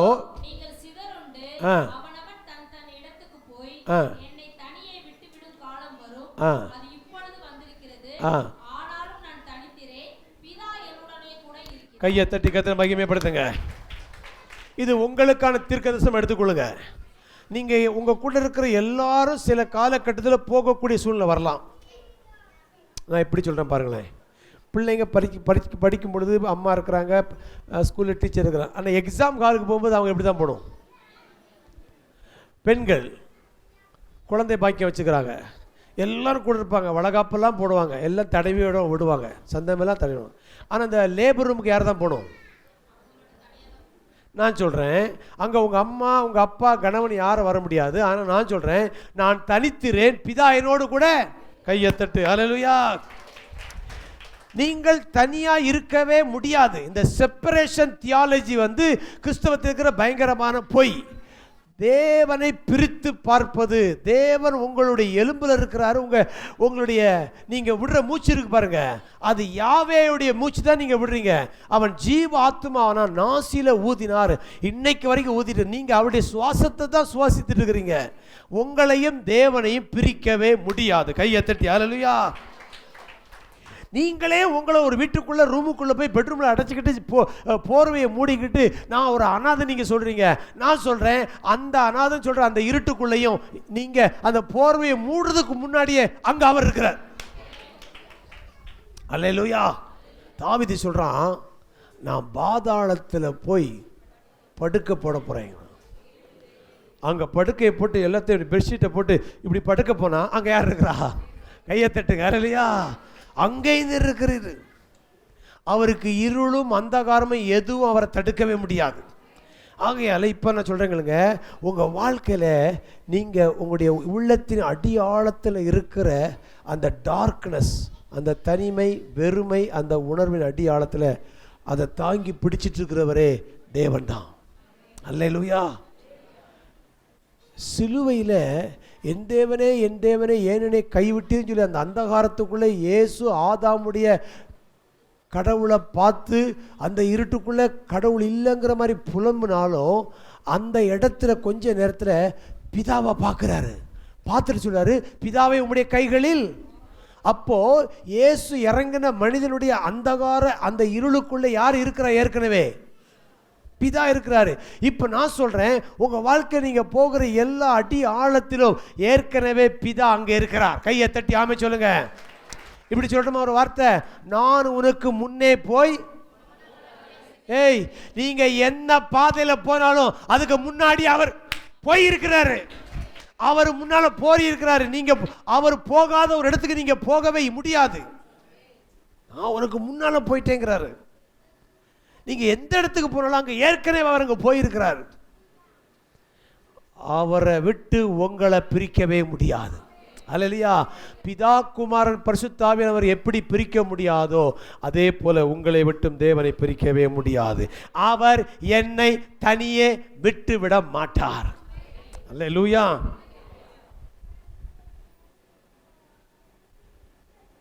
எட்டாம் அதிகாரம் 28-29 வாசிங்க. யோவான். தேவன் யார்கிட்ட வாசம் பண்றார்? 8:28-29.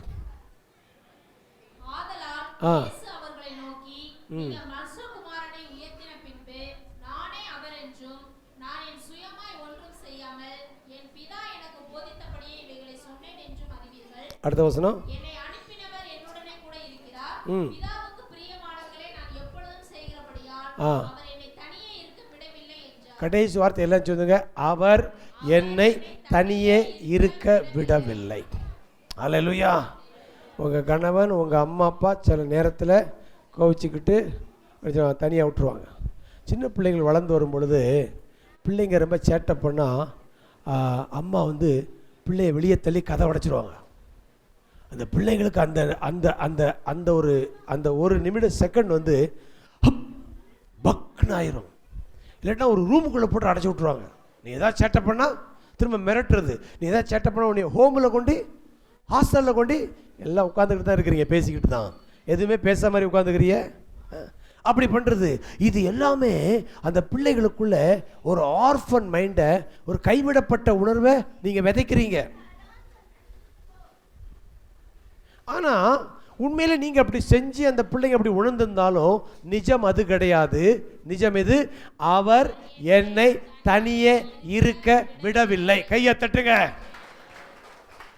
கோவிச்சுக்கிட்டு உங்கள் வீட்டுக்காரரு, கோவிச்சுக்கிட்டு உங்கள் வீட்டம்மா, கோவிச்சுக்கிட்டு உங்கள் பிள்ளைங்க உங்களை விட்டுட்டு போகிற மாதிரி இருக்கலாம், இல்லாட்டா கோவிச்சுட்டு எடுத்து போகலாம். இப்படிலாம் போனதுனால நீங்கள் அனாதை கிடையாது. அவர் என்னை, எல்லாம் அந்த வசனத்தை தெரிஞ்சுனேன், அவர் என்னை தனியே இருக்க விடவில்லை. அல்லேலூயா. இங்கே யாராவது நான் அனாதை, எனக்கு யாரும் இல்லை அப்படி நீங்கள் ஃபீல் பண்ணீங்கன்னா உங்களுக்கு தீர்க்கதரிசனம் ஆண்டு சொல்றாரு, அவர் என்னை தனியே இருக்க விடவில்லை. சிலுவையில் கூட இயேசுவை பிதா தனியே இருக்க விடவில்லை. அவரும் கூட இருக்கிறார், பரிசுத்தரும் கூட இருக்கிறார். அல்லேலூயா. அதை தான் முதல்ல ஒரு கேள்வி கேட்டேன். சிலுவையில் பிதா இயேசுவை கைவிட்டார்னா உங்களெல்லாம் எப்படியா கையை பிடிப்பார்? உங்களை எப்படி கைவிட மாட்டாருங்கிற என்ன கேரண்டி இருக்குது, என்ன உறுதி இருக்குது? அப்போ அங்கே கைவிடுறது யாரு?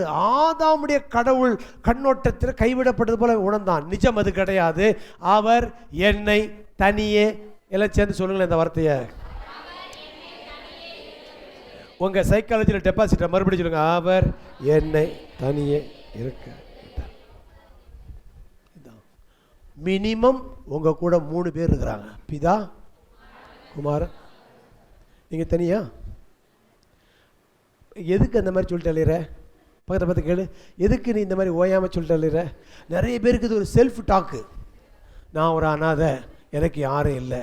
இன்னொன்று கூட சொல்கிறேன், உங்கள் உலக அம்மா அப்பா இறந்தோ இல்லை இல்லாமல் ஒருத்தர் இறந்து இப்படி இருந்தாலும் நீங்கள் வீட்டுக்காரர் கல்யாணம் நீங்கள் வந்ததுனால உங்கள் வாழ்க்கையில் நீங்கள் நான் ஒரு அனாதை, எனக்கு யாரும் இல்லை. சில புருஷன் அடிக்கும் பொழுது, ஏய் உன்னை எவண்டி கேட்பான் அப்படின்னு வெட்டுறது. ஏய் 3 பேர் கேட்பாங்க உன்னைய, மகனை தோலை வச்சு தொங்க விட்டுருவாங்க. ஞாபகம் வச்சுக்கா, அவளை நீ அடிச்சிட்டு இருக்கணும், உன்னை யாரும் கேட்கணும்னு நினைக்காது. யார்? 3 பேர், பிதா, குமாரன். ஒரு நாள் அதுக்கு நீ கணக்கு கொடுக்க வேண்டியிருக்கும். அல்லேலூயா. அப்படி பேசக்கூடாது. ரெண்டாவது, நீங்களும் இவங்க சொல்கிற வார்த்தையை நிஜமாக நம்பாதீங்க. பாருங்கள், அவரே சொன்ன ஒரு வார்த்தை, என்னை கைவிட்டு சொன்ன வார்த்தை அங்கே நிஜம் இல்லைன்னு காமிக்கிறாரு. அவர் என்னை தனியே இருக்க விடவே. அவர் இயேசுவை விடலைன்னா உங்களே விட மாட்டார். அல்லேலூயா. ஏன்னா உங்களுக்காக இயேசுவையே விட்டு கொடுத்தவர். கையை தட்டு. அல்லேலூயா. நீங்கள் வேணுங்கிறதுக்காக இயேசுவை ரிலீஸ் பண்ணார்னா உங்களை அவர் விட்டு கொடுக்கவே மாட்டார். அல்லேலூயா. சூப்பர் வசனம். இந்த 2 வசனம் வாசிக்கலாம். சங்கீதம் 34:18, 57:15. என்னாச்சு? மோர் ரெடி ஆகிட்டு இருக்கா?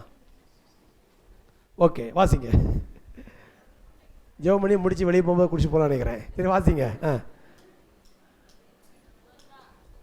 சங்கீதம், நொறுங்குண்ட இருதயம் உள்ளவர்களுக்கு. சூப்பர். இயேசு சிலுவையில் நறுக்கப்பட்டார். இப்போ நான் சொல்கிறேன், பிதா எங்கே இருந்தார்? சமீபமாக இருந்தார், கூட இருந்தார். இப்போ உங்களை பற்றி சொல்கிறேன். உங்கள் வாழ்க்கை சில நேரத்தில் உங்கள் வாழ்க்கையின் பிரச்சனை நொறுங்கி போயிட்டேன் பாஸ்டர், சல்லியாக நொறுங்கி போயிட்டேன் அப்படிங்கிறீங்க. நான் சொல்கிறேன், உங்கள் கூட யார் இருக்கிறா? பிதா இருக்கிறாரு. அவர் வாசம் பண்ணுறது இவங்க கூட தான். இன்னொரு வருஷம் வாசிங்க. ஏசாயா 57:15.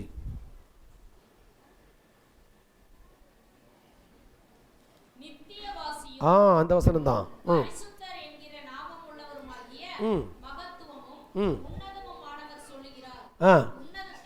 உன்னதத்திலும்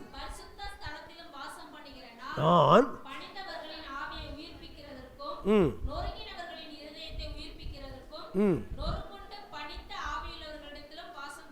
வாசம் பண்றேன். எங்க சமீபமா இருக்கிறேன்னு சொன்னார். இங்க என்ன பண்றாரு? நான் சொல்றேன், இங்க யாராவது ஹார்ட்ல, இருதயத்தில் நான் ரொம்ப உடைஞ்சு போயிருக்க, நொறுங்கி போயிருக்க, உங்க கூட தான் ஆண்டவர் வாசமே பண்றாரு. அல்லேலூயா. உங்களைத்தான் அவர் என்ன செய்வாரு? பலப்படுத்தி, ஸ்திரப்படுத்தி, நிலைநிறுத்தி வழிநடத்த வல்லவராக இருக்கிறார். அல்லேலூயா. அதில் ஒரு நாளும் நான் தனிமை, அனாதைங்கிற மனப்பான்மைக்கு நீங்கள் போகவே போகாதீங்க. சிலுவையில் திரித்துவத்தின் அன்பு வெளிப்படுத்தப்பட்டது. அல்லேலூயா. சிலுவையில் பிதா முகத்தை மறைக்கலை, அவர் முகத்தை காட்டினிடம். ஸோ சங்கீதம் 22 நான் வளைக்கிட்டேன். ஓகே, கடைசியாக உங்களை பற்றி சொல்கிறேன். இயேசுவும் பிதாவும் எப்படி பிரிக்க முடியாத உறவில் இருந்தாங்களோ அந்த உறவுக்குள்ளே தான் நீங்கள் சிலுவையின் மூலமாய் கொண்டு வரப்பட்டுக்கிறீங்க. ஏன்னா அவர் உங்களை என்ன செஞ்சுக்கிறாரு?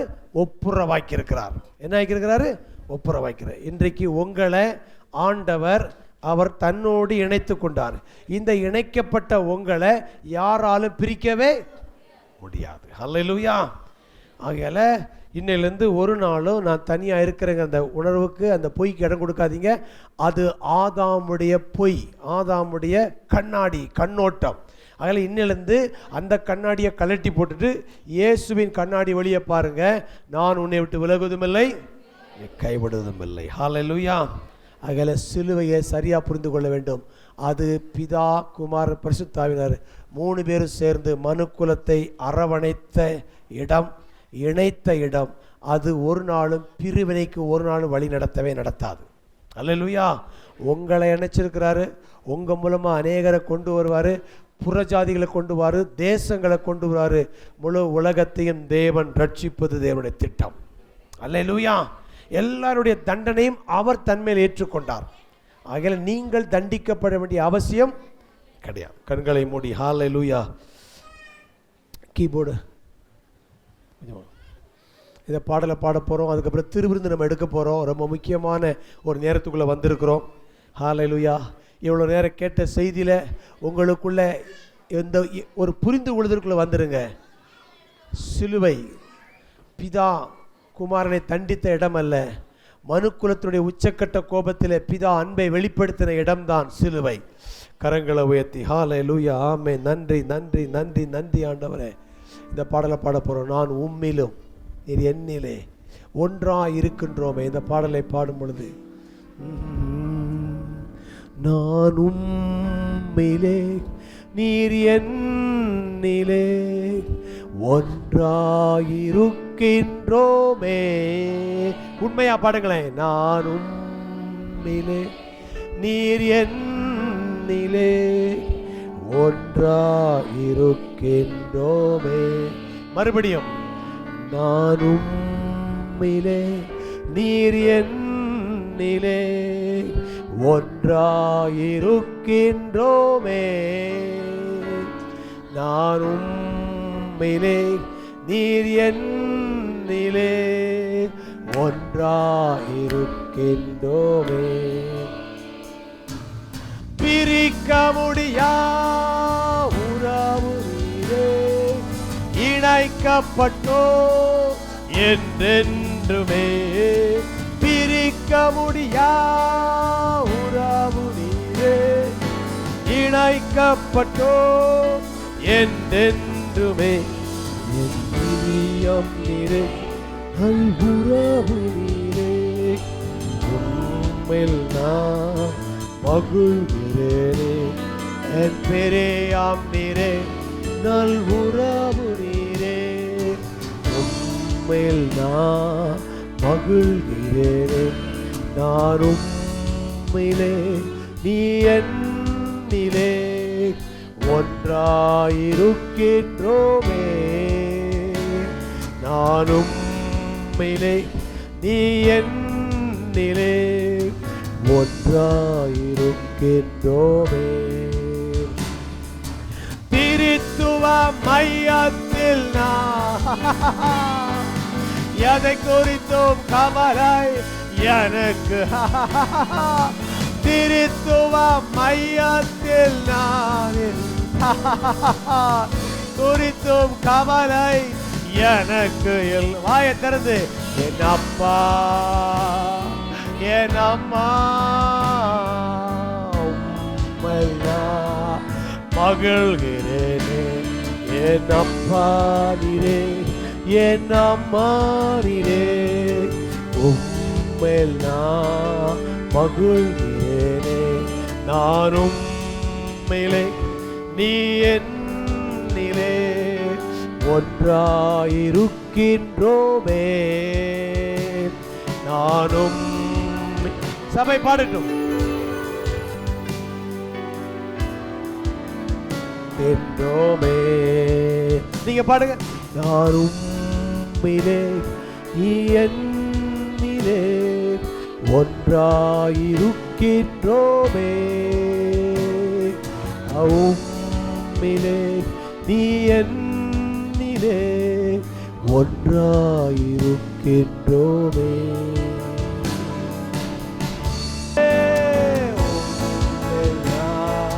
மகளே அப்பா என் அம்மா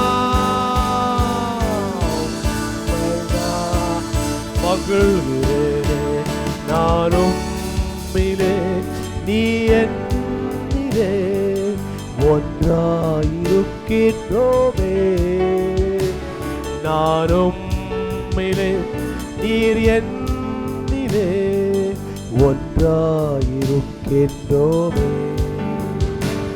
நானும் மிலே என்னிலே ஒன்றாயிருக்கின்றோமே. உம்மிலே நீ என்னிலே ஒன்றாயிருக்கின்றோமே.